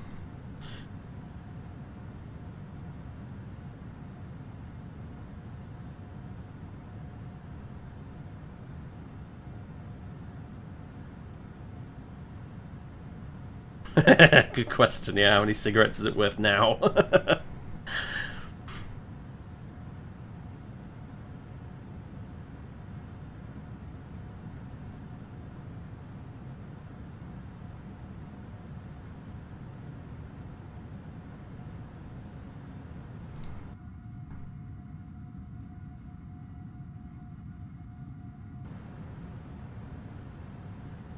This is a great stream. Well, I'm glad you're enjoying it. I don't know how much longer we'll be going for. As I said, I kind of have other stuff to do, and we're running a little later than I intended, unfortunately, at this point.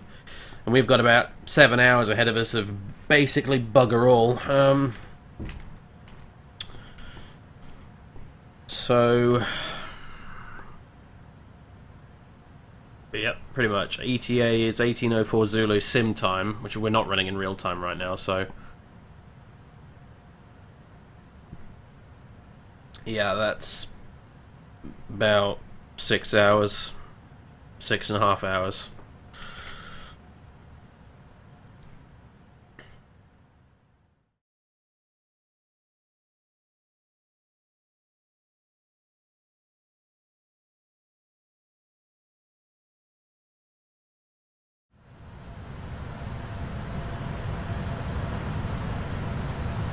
Hello guys, welcome back. The sim might be a bit loud, by the way. I've figured out a way to boost the desktop audio, i.e. the computer audio. So let me know if it's outrageous or that looks like it. Oh god, silence passed me from about 10 seconds ago. Let me know if that almost certainly needs turning down, honestly.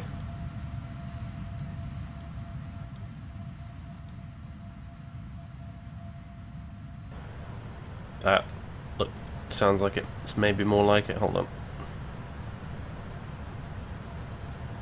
Doobity doo. Actually, you know what? No, better idea. I'll turn it up to maximum, and then turn it down in Windows. Makes more sense, that it matches a bit more closely to what I'm hearing. Okay, anyway. You may have just witnessed me totally cock up the arrival, by the way. Completely and utterly cock up the arrival. I pressed a button, which I should not have pressed. And I now have a bit of an issue. Because I've deleted the rest of my route, including part of the arrival. Which is not very bloody clever of me, so I'm going to re-enter this stuff now. And we'll just take a direct to Logan. Again, that's probably not very realistic.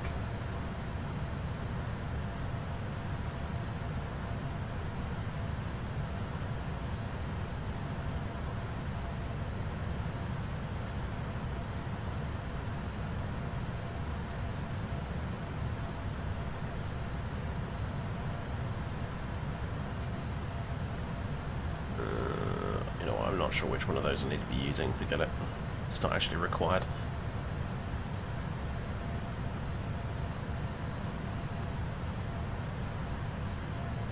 We're going to be a bit behind on our descent as well, I think, by the looks of things. Never mind. Alright.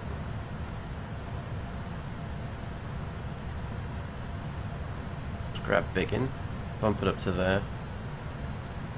There we go. Get rid of you guys. Okay, hold on, let me put you back in the cockpit with you guys. Here we go. Hello again. I'm very tired. I kind of just want to land.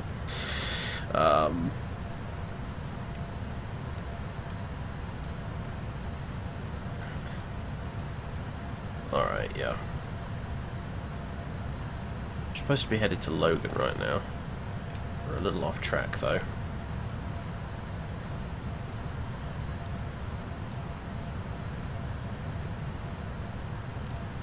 LNAV. There we go. We'll reset our MCP altitude. Take it down to 7,000 for now.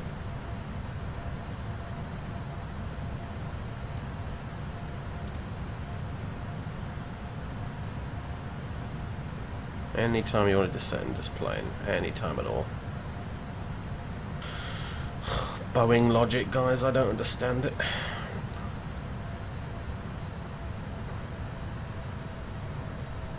I think that might have done the trick. Yep, looks like it is. Okay, good stuff. Bring you out of plan mode. Very good. I think I've mostly fixed it.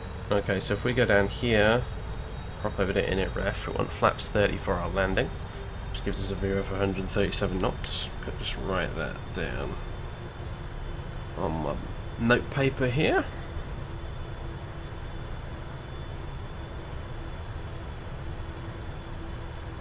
So yeah, I pressed a button I shouldn't have done. There was this interesting looking button labelled on here, which was sort of like begin intercept or whatever, and I very foolishly just pressed it, not knowing exactly what it did, and what it did was delete all the remaining waypoints in my flight plan and take me directly to the begin VOR DME, which is the start of the final approach to runway 09 right. This was, in retrospect, a silly idea, but I won't be doing it again in the future anytime soon. I suppose I've learned.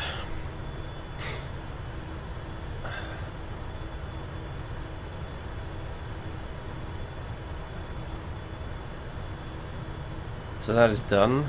I guess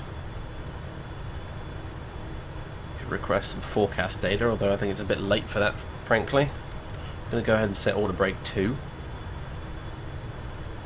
while we're at it. Transition level certainly is not flight level 180. There we go. Load. Could enter this myself manually by looking at my briefing notes, of course, but I've got it done for us now, which is nice. Fantastic. Okay, cool beans. We'll stick around in the right-hand seat for now, and we'll switch over to the left seat for landing, which I believe is the way they do it at British Airways, actually.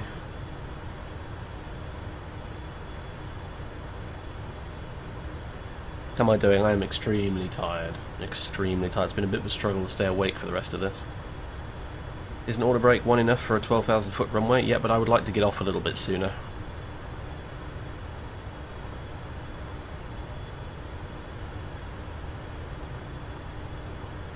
Realistically, at Heathrow, they tend not to follow the usual rules for massively long runways, i.e.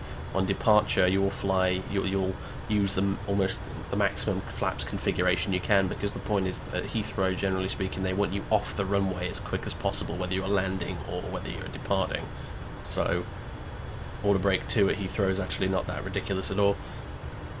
I mean, the place will surely be deserted because it's a VAT sim and it's nearly 4 o'clock in the morning, but IRL, Heathrow's a bloody busy place and they want you off their runway as soon as possible, so... Anyway, how are you guys doing? I'm guessing most of you must be West Coasters from the US, because I can't imagine there's many other people awake over here in Europe at this time of night on a weekday. Not everybody is quite as mad as I am, apparently. Well, I've learned my other lesson for the day, and that is start a lot sooner if you're going to do a bloody long haul flight, for feck's sake. East Coast in the US, well, it'll still be reasonably late for you, I suppose, but maybe not, I don't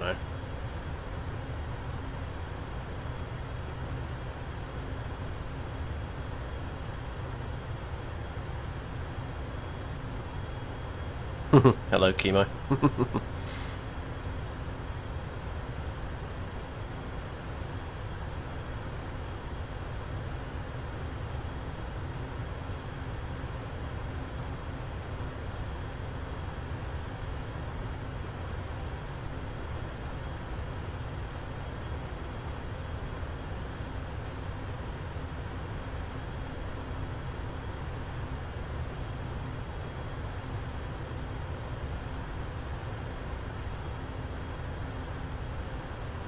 We're descending in pretty good time at the moment. I'm letting VNAV basically just take care of everything at this point. We're doing 2,000 feet per minute. It's all calculating everything for us, really. No work required on my part. No descent calculations on the back of a piece of paper. None of that nonsense. Just we have our constraints, and the plane is going to do its best to meet them, which in our case is flight level 70 big in. So if we don't make flight level 70 big in, it's what the controllers on real life and the pilots call a snatch, where you unfortunately get revectored or put in a hold until you're down at the correct speed and altitude.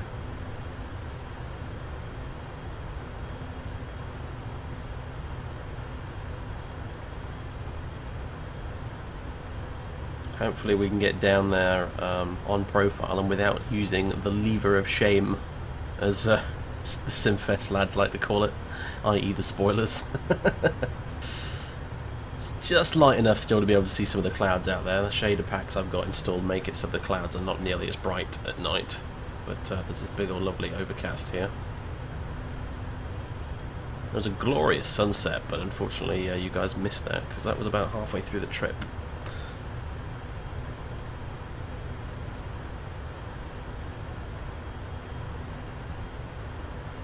Marcus's adventures will not be continuing ever, mate. That's been done and dusted and put away and deleted a long time ago, mate, like years ago.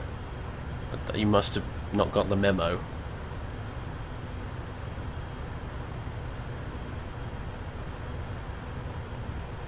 So when you say it's a redundant question, yes, it definitely is a redundant question.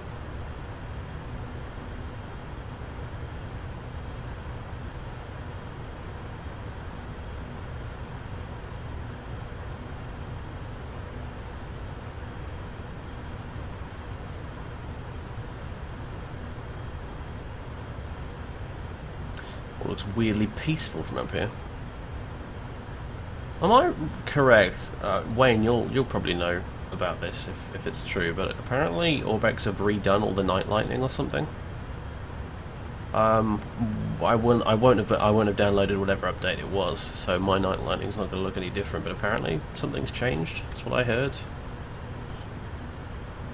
What am I doing to stay up? I ate some apple crumble, watched some Netflix. Basically just did whatever I could to kill some time, and I'm going to go to bed right after we are done here.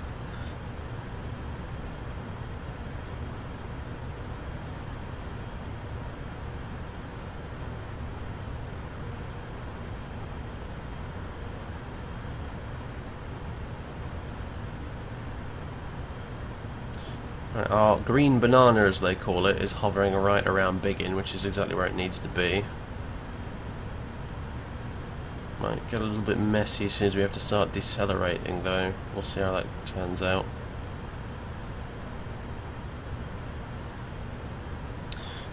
The QNH for Heathrow at the moment is 1030. Lots of high pressure over the UK at the moment. Makes a nice change. So I believe I can set that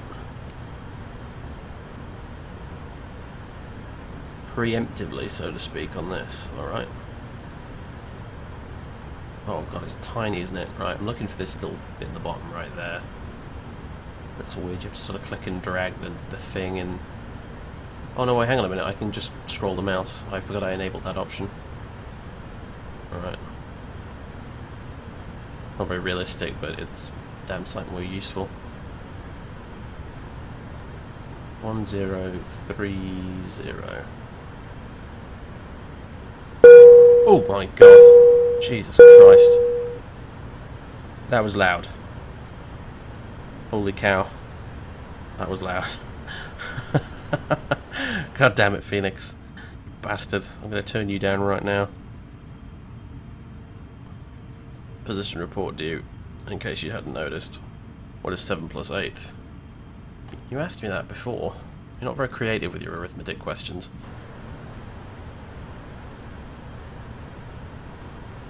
Yeah, that scared the shit out of me too, mate.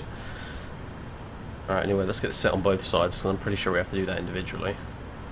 Or do we? No, we don't. Nice one. Okay, cool. There's the UK. It's Eastchurch down there, if I'm not mistaken.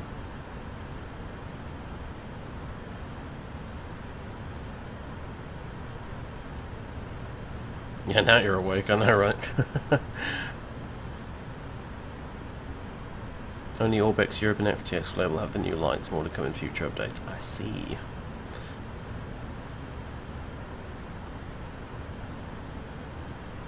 I think I saw someone streaming with amazing looking lights. I didn't bother to ask at the time, what are those lights you're using? Because they probably had about 10 people already asked them that. But I'm guessing that's what it was. I start to see some of the lights from the highways and stuff down there. Highways? What country is this? Motorways. Damn it. Main roads, that sort of stuff.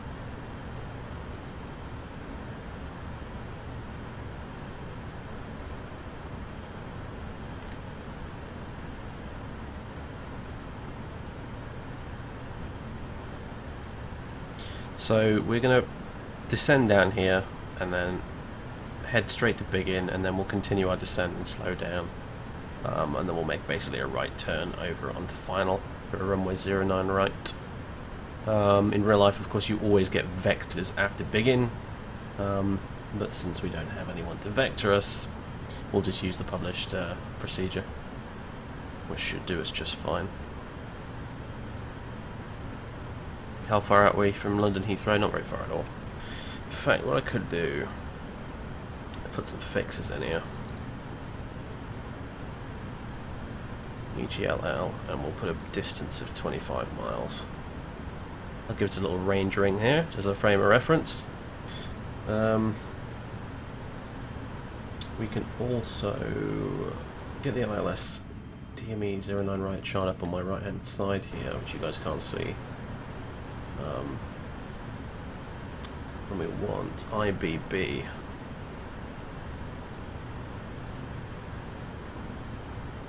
That's the ILS identifier.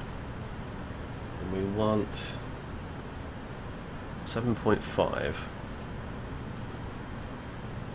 That's the point we want to intercept the lights. Oh, really? You're going to do this to me? Fine. 8. Fine. There we are. And then we'll put another one in for 4 miles. Out from the runway threshold. Very good. There we are. Good stuff. Okay. So that's more useful bits of info that we can put in there to help us with our situational awareness.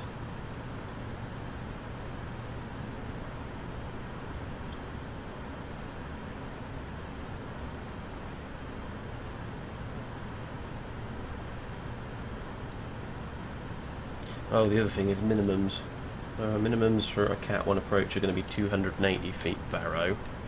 So minimums are set to barrow. Reset. Scroll it down.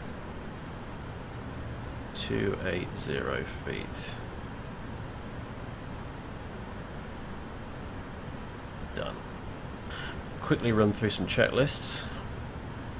Sent recall checked, notes checked, order break, set landing data, Bureau for minimums are done, approach briefing is more or less complete, approach, altimeters, not yet set because we're not going down below 6,000 just yet. Oh hello, look at that down there. That's quite pretty, I think anyway. I wonder if I remember to disable Orbex England. I have a feeling I probably didn't. Never mind. As long as we don't OOM, I'll be happy. I don't suspect we will. I haven't had many OOM problems in years. Well, not years, but definitely months. Don't make those my famous last words, mind you. Let's get the Project Fly client tools up and see how it's doing. Hovering at 80%. That should be alright though. Yeah, my Orbex regions seem to be mysteriously re-enabling themselves lately, and it's a little bit annoying, but never mind.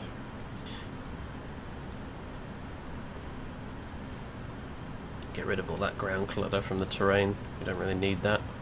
Not any mountains nearby after all, so...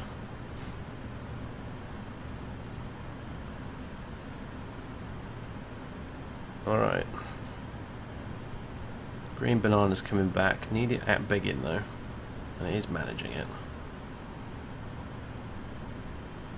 This plane is impressive. I mean, you don't need to do anything, do you? You just whack on VNav and it just magically does everything for you. It's quite incredible.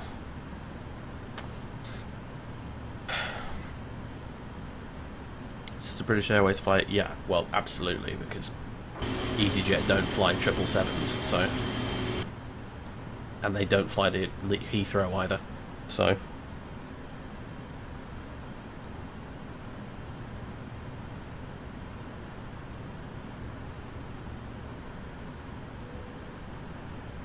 Plus, yeah, there's all that information on the scrolling text. See, this is the thing. Someone asked me earlier, why didn't you put up the scrolling text thing? And I said, because nobody reads it. But fine, I'll put it up anyway. And lo and behold, nobody reads it. I was right. Alright, we've got a ding from the cabin. Sounds like they're ready for the approach and everything. We'll put on the landing lights. Whack on the logo light as well, why not? It's getting a bit laggy as we approach Heathrow, as it always does.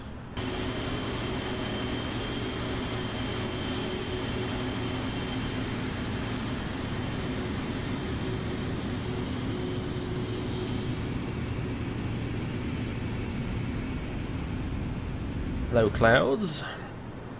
This was X-Plane. Lights would be reflecting off the clouds and it would look really cool, but unfortunately they're not, so never mind. Looks like we're going to make flight level 70 biggin. Fantastic. Just.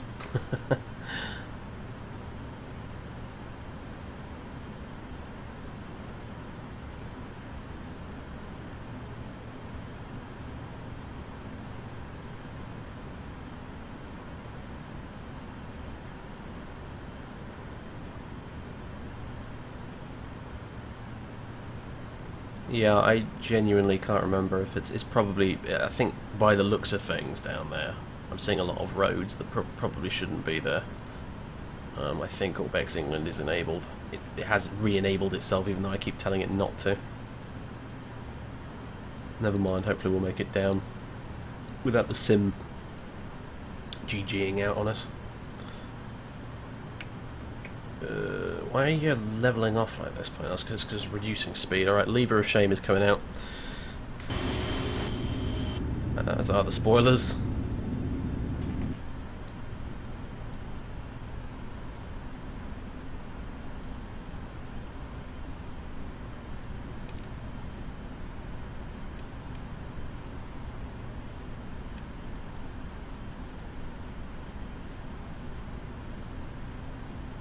I'm running Aerosoft Heathrow. I did used to use UK 2000, but I did a genuine direct comparison between the two, and I discovered that Aerosoft Heathrow has significantly better frame rates on my system, in particular than as compared with UK 2000. So I'm unsure about the vast difference. I don't think there is much of one, but there we go. Okay. Lever of Shame's going away. To send ourselves down to, we'll call it 3,000 feet.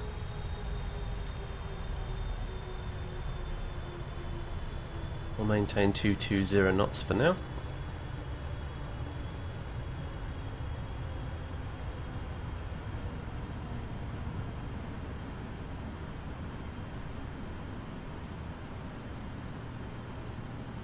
Am I doing a right seat landing? Negative. Right seat approach, then switch to the left seat for landing, since that's the way British Airways do it. IRL. So that's my understanding anyway.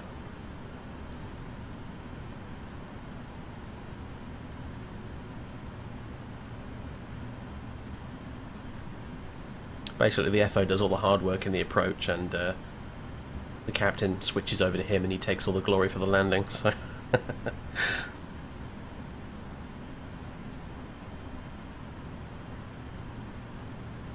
Well, we'll see when.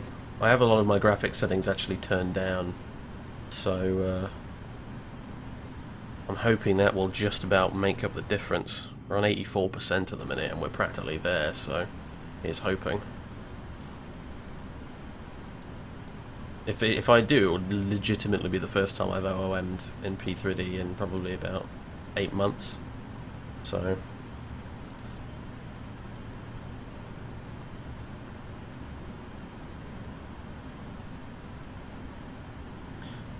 sync up the heading bug while we have an opportunity to do so. There we go. And reduce our speed to 180 knots.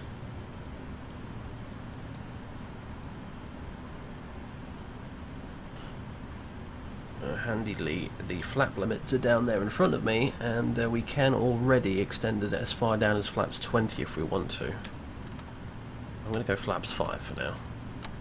Give us some extra drag, reduce the angle of attack. There's the dreaded airport itself.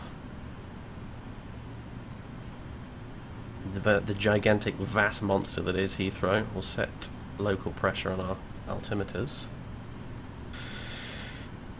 Do a quick traffic check on VATSpy. We have Ryanair 9 Golf Tango, who's taken off out of Stansted and he's on his way to Malaga at this time of night. I don't know why, but and then there's just us headed into Heathrow by ourselves. There's nobody on the ground at Heathrow. We have the whole place to ourselves, which is honestly good.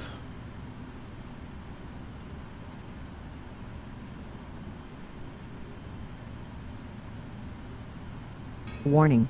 High VAS usage. Oh boy, there it is. I had to jinx it, didn't I? Warning. High VAS usage. Yeah. Oh, it's jumped down to 87% now. Okay. Guess that's prepared version 3 working its magic. Don't jinx it though, don't jinx it. Oh my god, and also turn it down so it's not so fucking loud. Oh my god. Yeah, it's gone down to 86. Let's hope and pray for the best. But yeah, I need to reduce my texture max load and shit like that. And make sure fucking Orbex England is not loaded. I don't know how or why it does it, but every time I load up the scenery library and disable all of the Orbex regions, and without fail, it re-enables them all the time. And unfortunately, Orbex have fucking reworked their, you know, their FTX Central thing so that you can no longer specifically disable all the regions anymore. So, ugh, making fucking life difficult. I resisted the upgrade for that for so long, but once I bought Orbex SoCal, I didn't have a bloody choice. I wasn't Orbex SoCal, it was Open Land Class North America. They made me upgrade FTX Central in order to be able to use the fucking thing, so... Stupid decision on their part, really fucking stupid, but what can you do?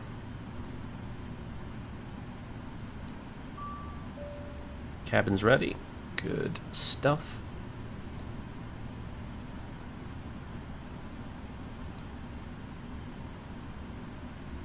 I'd love to go to external view right now, but I fucking dare not do it for risk of losing the whole thing. I mean, I've got FSUI PC autosave, so worst comes to the worst, I'll just go ahead and load that up and we'll carry on from where we left off, but I'd rather not.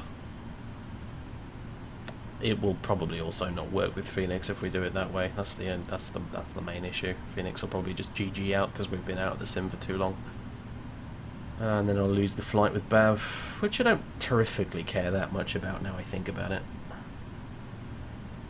It just would be nice to log one, because I've not logged one with Bav for quite a while. Alright, I'm going to go flaps 15.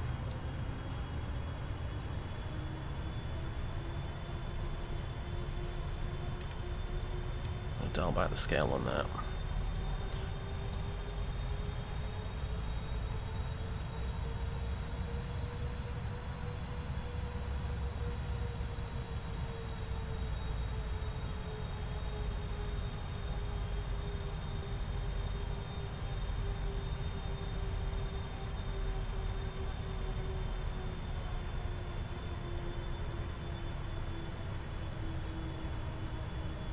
And you're doing, I'm going to stream next. I'm not entirely sure. I'd like to get something in later to. I was about to say tomorrow, but later today, technically. Something, even if it's a bit short. Because I'd like to make a proper habit of doing at least some sort of flight. You know, at least once every 2 days. We'll see. Ideally, I'd like to get a proper schedule sorted, you know?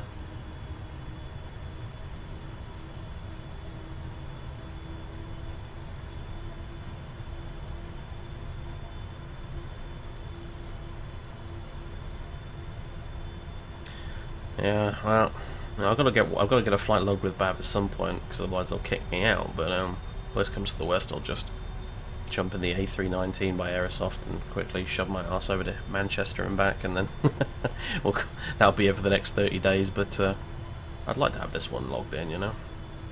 It's not as important as the outbound one. If for no other reason than I like having my map on the website filled up with all the places I've been to.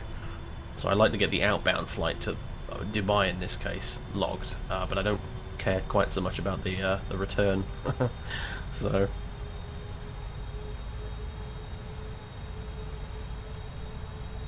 alright, we're now turning inbound. Again, I've been sat here just talking away because there's really nothing much else for me to do here other than put the flaps out on schedule, really. Approach checklist is also complete. So we have done the altimeters and now it's just the landing checklist.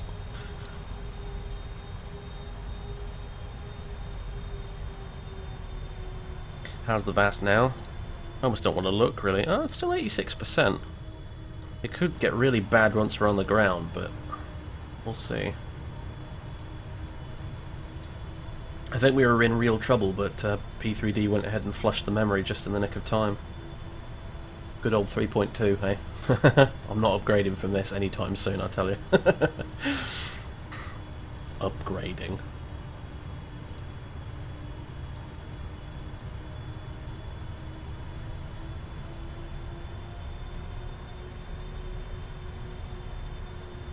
Alright, here comes the old final turn.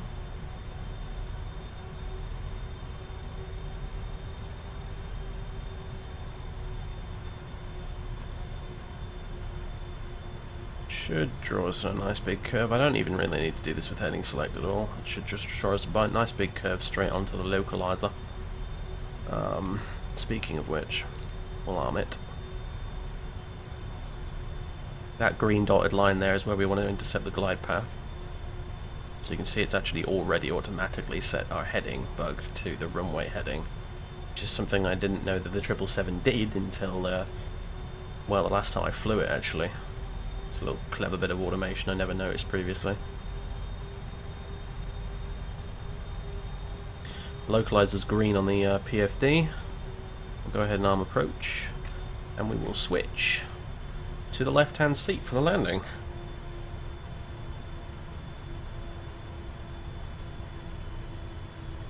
We'll reduce speed to 160 knots.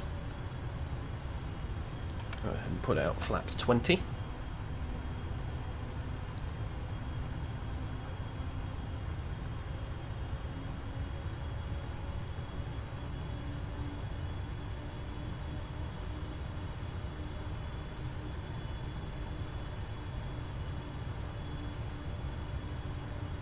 Is there a chance of random mechanical failure? Only if I break something by doing something stupid, really.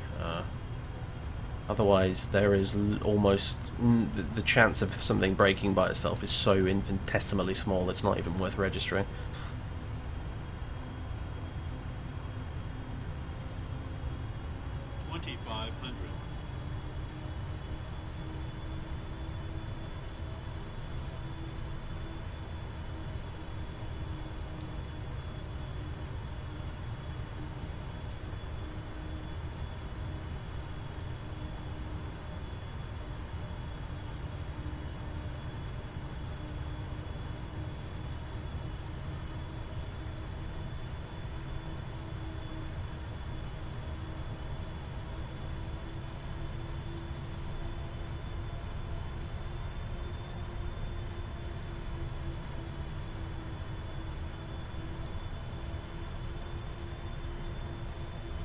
We're actually already on the glide slope because we came in a bit higher than you normally.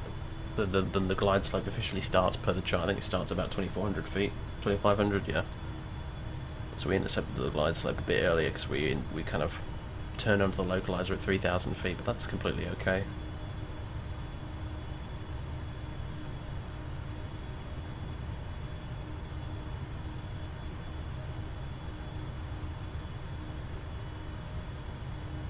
Or dear me, going to lower us to our approach speed, which is going to be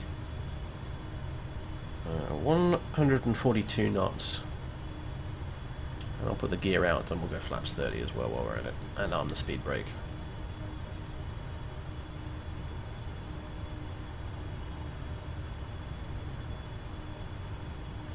.5, 4.4. Now's a good time as I need to start slowing down. 142 knots. That's our approach speed. Gear.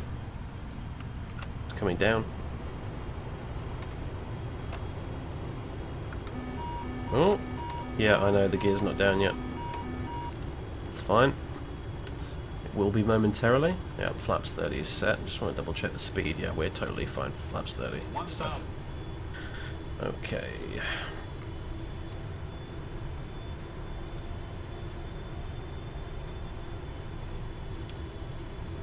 Okay, speed brake is now armed. Landing checklist is complete. Skip straight to the shutdown checklist. And we're good to land. Disconnect the autopilot. Right about now, actually. No, that keyboard shortcut's not going to work because I need to use this button. There we go. I've got the aircraft. I'll leave the auto throttle in. It will automatically spool down on the flare, in theory. I've had mixed success with the auto throttle on landing though previously, but we'll use it for today.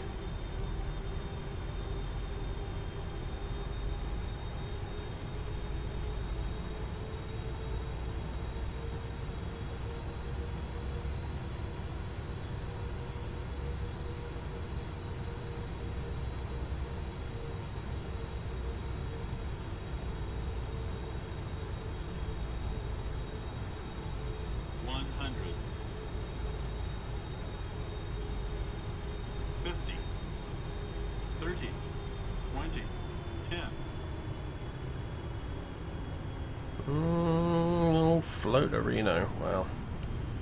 There we go, and we're down. Nice. That was actually a really smooth touchdown in the end, sweet. And reverses are out. Idle reverse, nothing spectacular. Got the order brakes to thank for that. So our parking spot's up in here on our left, and since we were landing on the 09s, that's why I wanted lots of order brake, because that will mean we'll have a significantly shorter taxi. Right, reverse the stowed, order brake is disarmed, manual braking and all that good stuff. We'll clean up the flaps.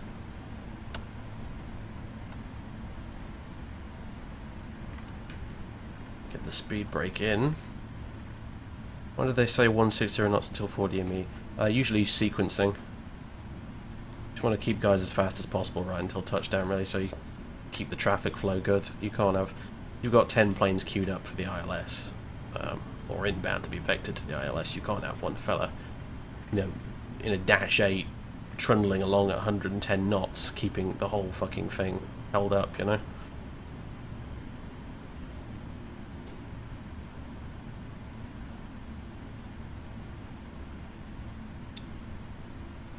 Welcome to London Heathrow Airport, ladies and gentlemen. I have some nice cabin announcement things knocking around somewhere, but I don't have time to grab it now, so I'll save that for next time. I'm going to go park up there somewhere.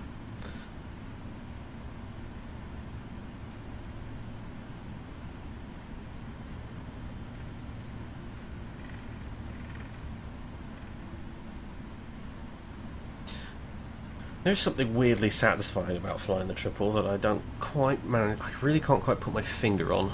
I think it's like I was talking about earlier when we started the stream. It's less to do with the plane itself and more to do with the fact that PMDG have just simulated it to such a ludicrously complex and accurate degree. You really get a sense of achievement out of landing the damn thing because it's so close to the real thing. Landing rate was 132 feet per minute. That is pretty damn good, especially for a plane this big. Even though it's theoretically quite an easy bloody plane to fly in the sim, on account of, as I said, you know, the LNAV and VNAV basically does almost everything for you. It's still sort of, still feel quite pleased with yourself when you land this thing finally after about 8 hours of flying.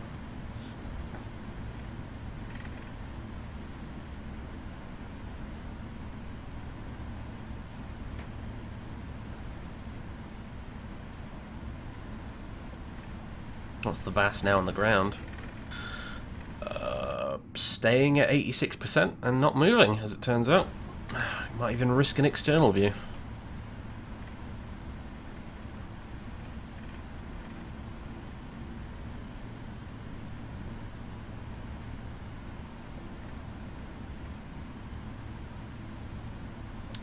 I think up here looks good to me. This is more or less where we left from, actually, originally. But you can see if we'd used almost full length, this would have been a much longer taxi. Conversely, if we'd been landing on the 27s, I wouldn't have actually had much of a fuss about the order brake, because we could have just rolled all the way along and then we would have had a quick taxi off the end.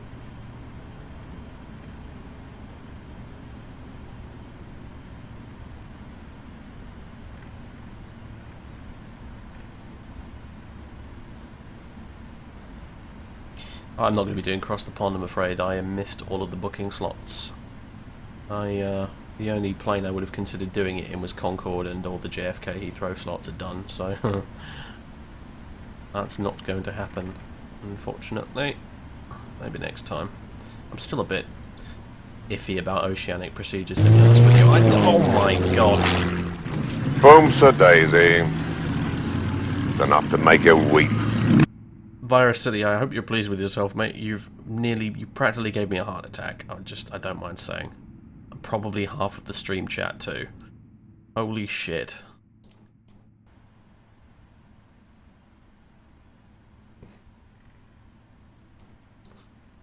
Thanks for the host. Anyway, but even so, bloody hell.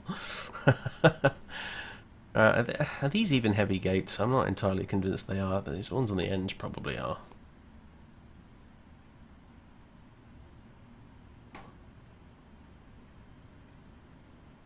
You can still do it, it'll just be delayed. Well, I'm not interested in being delayed, mate, I'm afraid.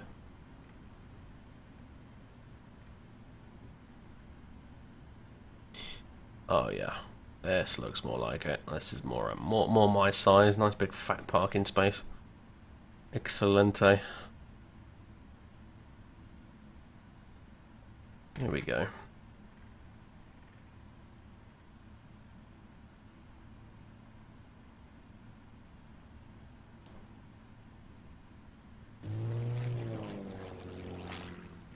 Boom, Sir Daisy. It's enough to make you weep.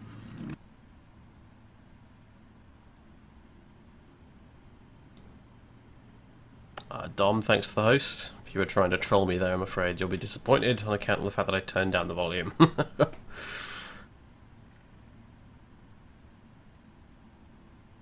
I think Matt was going to book Miami, wasn't he? Last I heard. Oh dear, I left the strobes on. What a pleb. Oops. Bit further forward.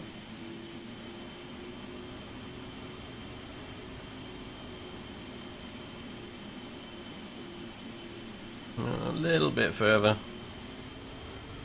There it is. Right, parking brakes on. Our poo can start. Should have done that a little earlier, but never mind. Water brakes can be turned off now. Apparently if you do that in real life, while taxiing, it locks up the brakes in a slightly embarrassing fashion. So...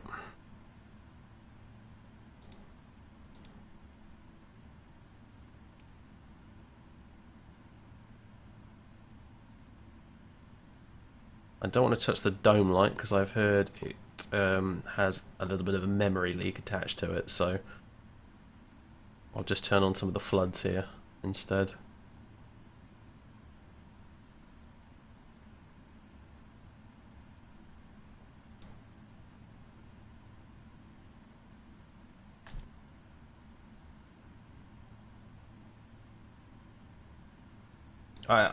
Across the pond, from everything the real veterans have told me about it, is something to just generally be avoided anyway. So I'm not that gutted about having not managed to get a booking, frankly. I'd rather just watch the carnage from a safe distance on other people's streams, to be honest.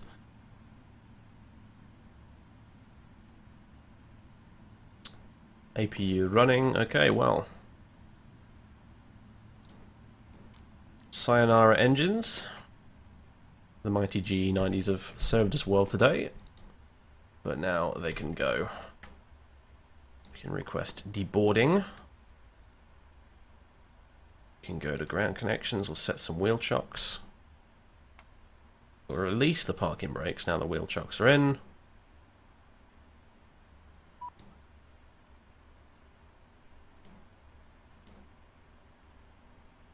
And go to doors. And which ones is it going to want open? Cargo, for one thing.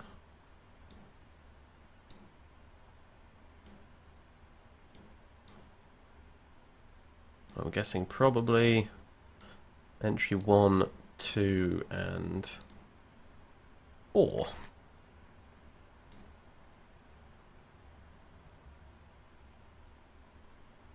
And that's pretty much it, really. Let's run down through the shutdown checks, I guess. External power can come on.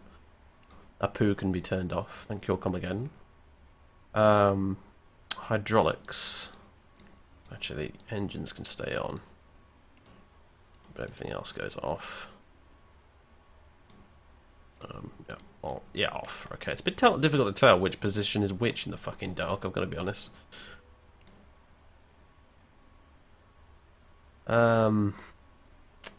Beacon off. Doobly-doo, fuel pumps.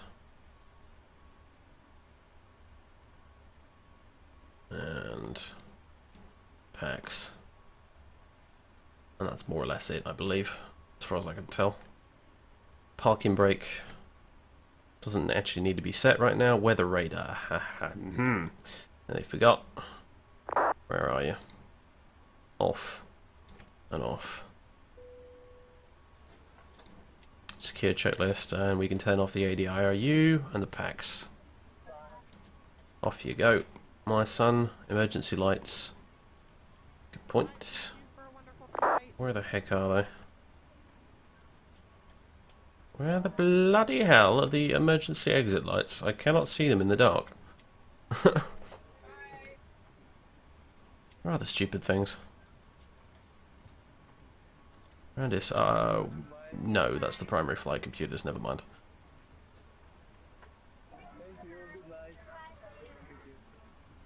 I'm sure there is somewhere.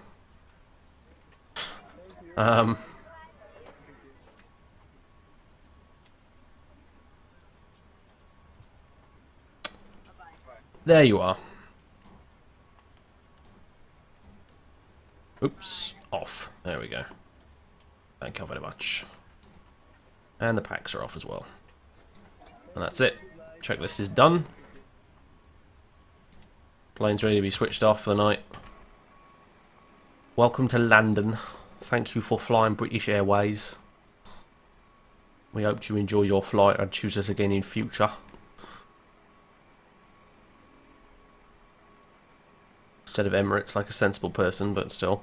Above the window heat. You don't actually need to turn that off. I suppose we could turn it off if we wanted to, but it doesn't actually need to be turned off, really. A lot of this shit stays in the on position pretty much all the time.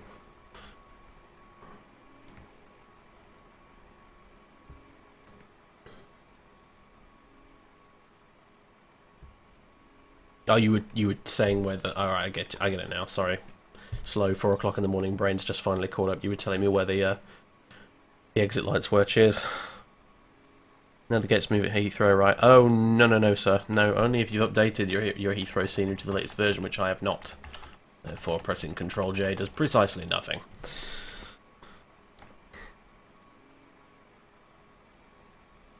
You leave the heat on, yeah, that's what I figured.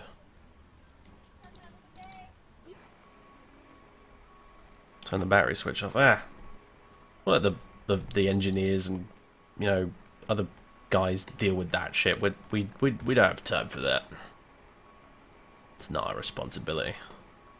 We're just the pilots. We're the highly trained monkeys who get it from A to B. We'll leave all the important switches in the hands of the ground crew. Why don't we?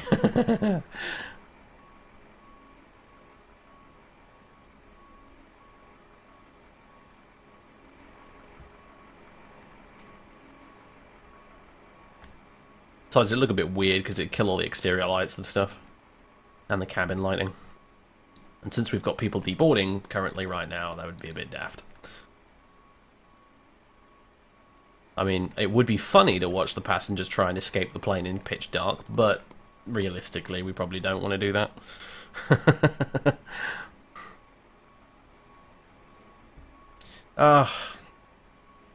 Prepared really needs some dynamic lighting. I mean, it'd make the night look so much better.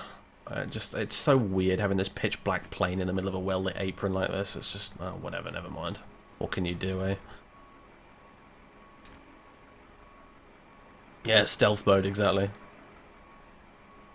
Like, Aerosoft Heathrow for X-Plane looks fucking fantastic at night because of all the dynamic lights. It looks really, really sexy. But not so much in P3D.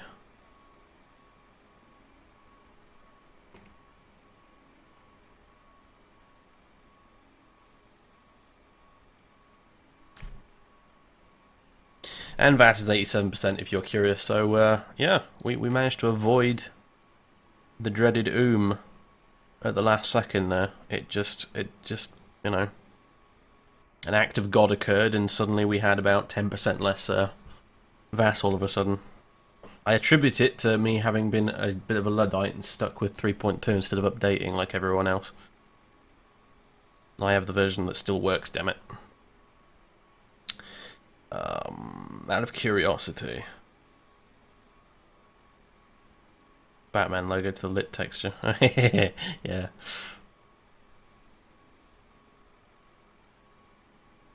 What am I looking for here? I was looking for something. It's... I thought it was important, but it seems to have gone completely.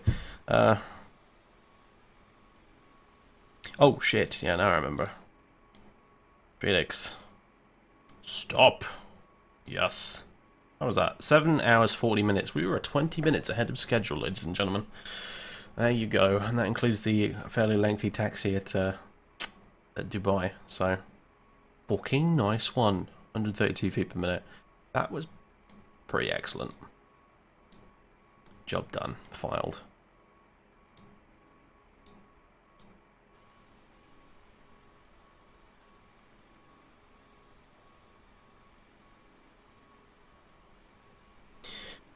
Alright then, well,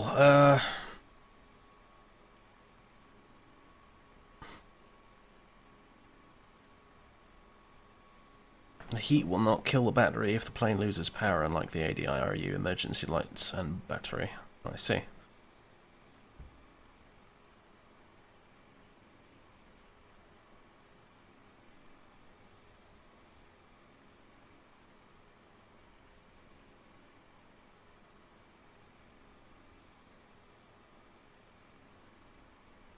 Another flight in the bag, yeah. A pretty lengthy one too. I need to get more of these done, to be honest with you, as dull as they can sometimes be.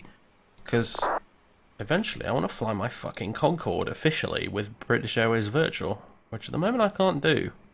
I don't have enough hours yet. So... Oh, hello, there's someone there. Shuttle 12 Juliet. It's pushing and starting at stand 501. And KLM 147 is taxiing to 09 right. Oh, hello, there we go, there's the shuttle in question. Little Diddy Airbus up in the middle of the night for some reason.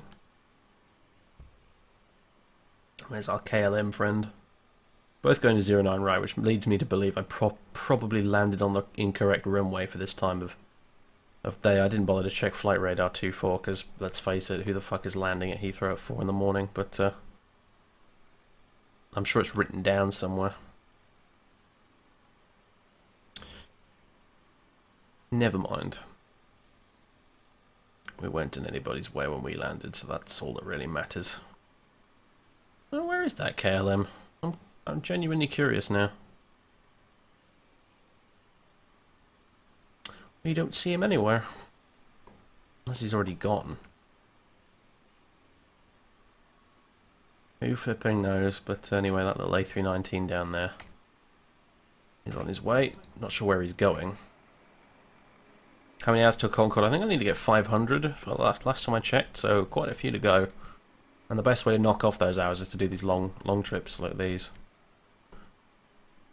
I think the way I will do it in future is the way we did it today, honestly. I think I'll take off, do the departure, stick around for a little bit, and then promptly bugger off for most of the cruise, because I don't see any reason to make you guys sit there and watch a cockpit for 8 hours. And then we'll come back and do the arrival.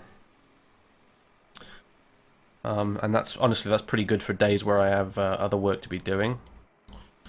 But that means I can still actually get a bit of a stream in. And hopefully this all recorded properly to the hard drive like it's supposed to, so I can actually edit it together into a VOD for YouTube, which would be nice.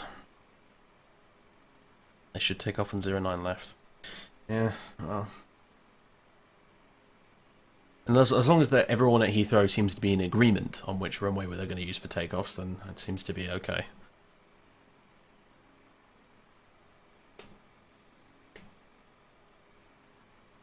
Yeah, but Epic Pen can only really get us so far, you see, so... especially on a longer trip like Singapore, for example, which is a somewhat ghastly 13 or 14 hours, I think.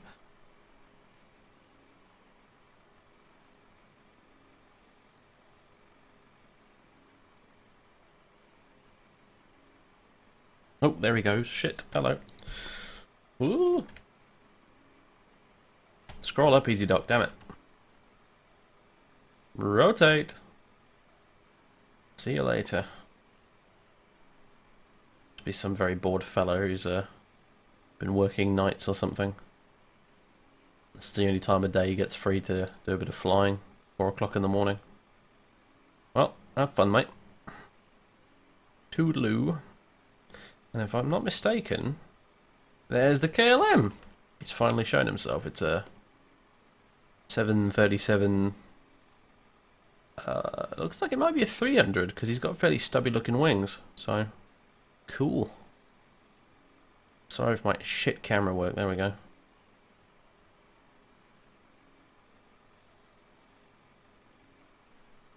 He's got a long taxi ahead of him. Jesus Christ.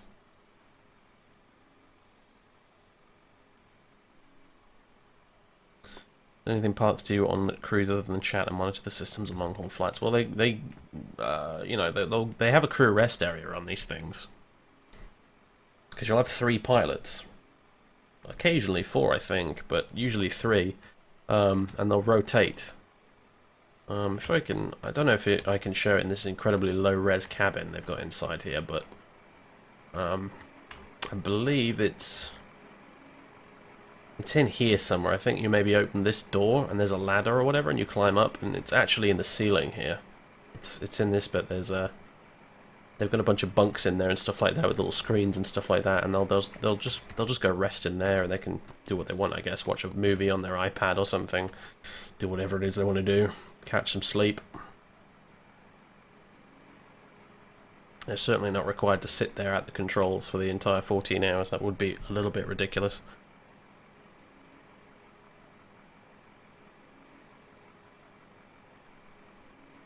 To do EGLL, Singapore, Sydney. I plan to eventually one day, but it's such a mammoth fucking task, that one. I'm not necessarily looking forward to it.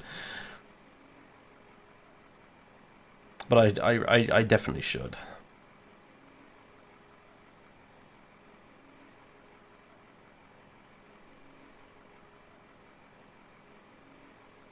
You block out a first class seat on the 777 for the third man unless it's RERs where they have a small bunk just past the flight deck. Ah, gotcha.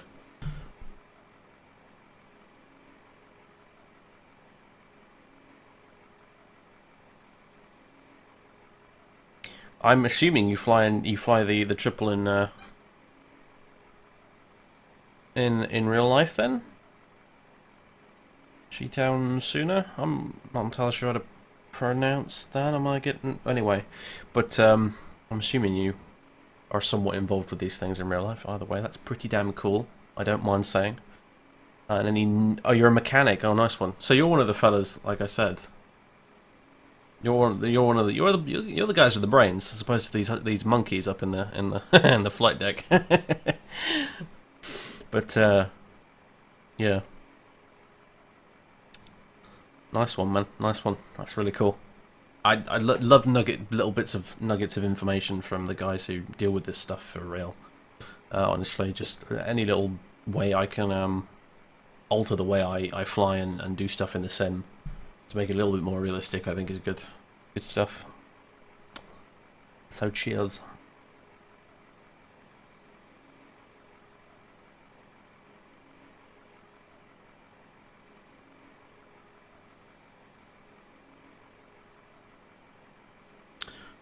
Right, well,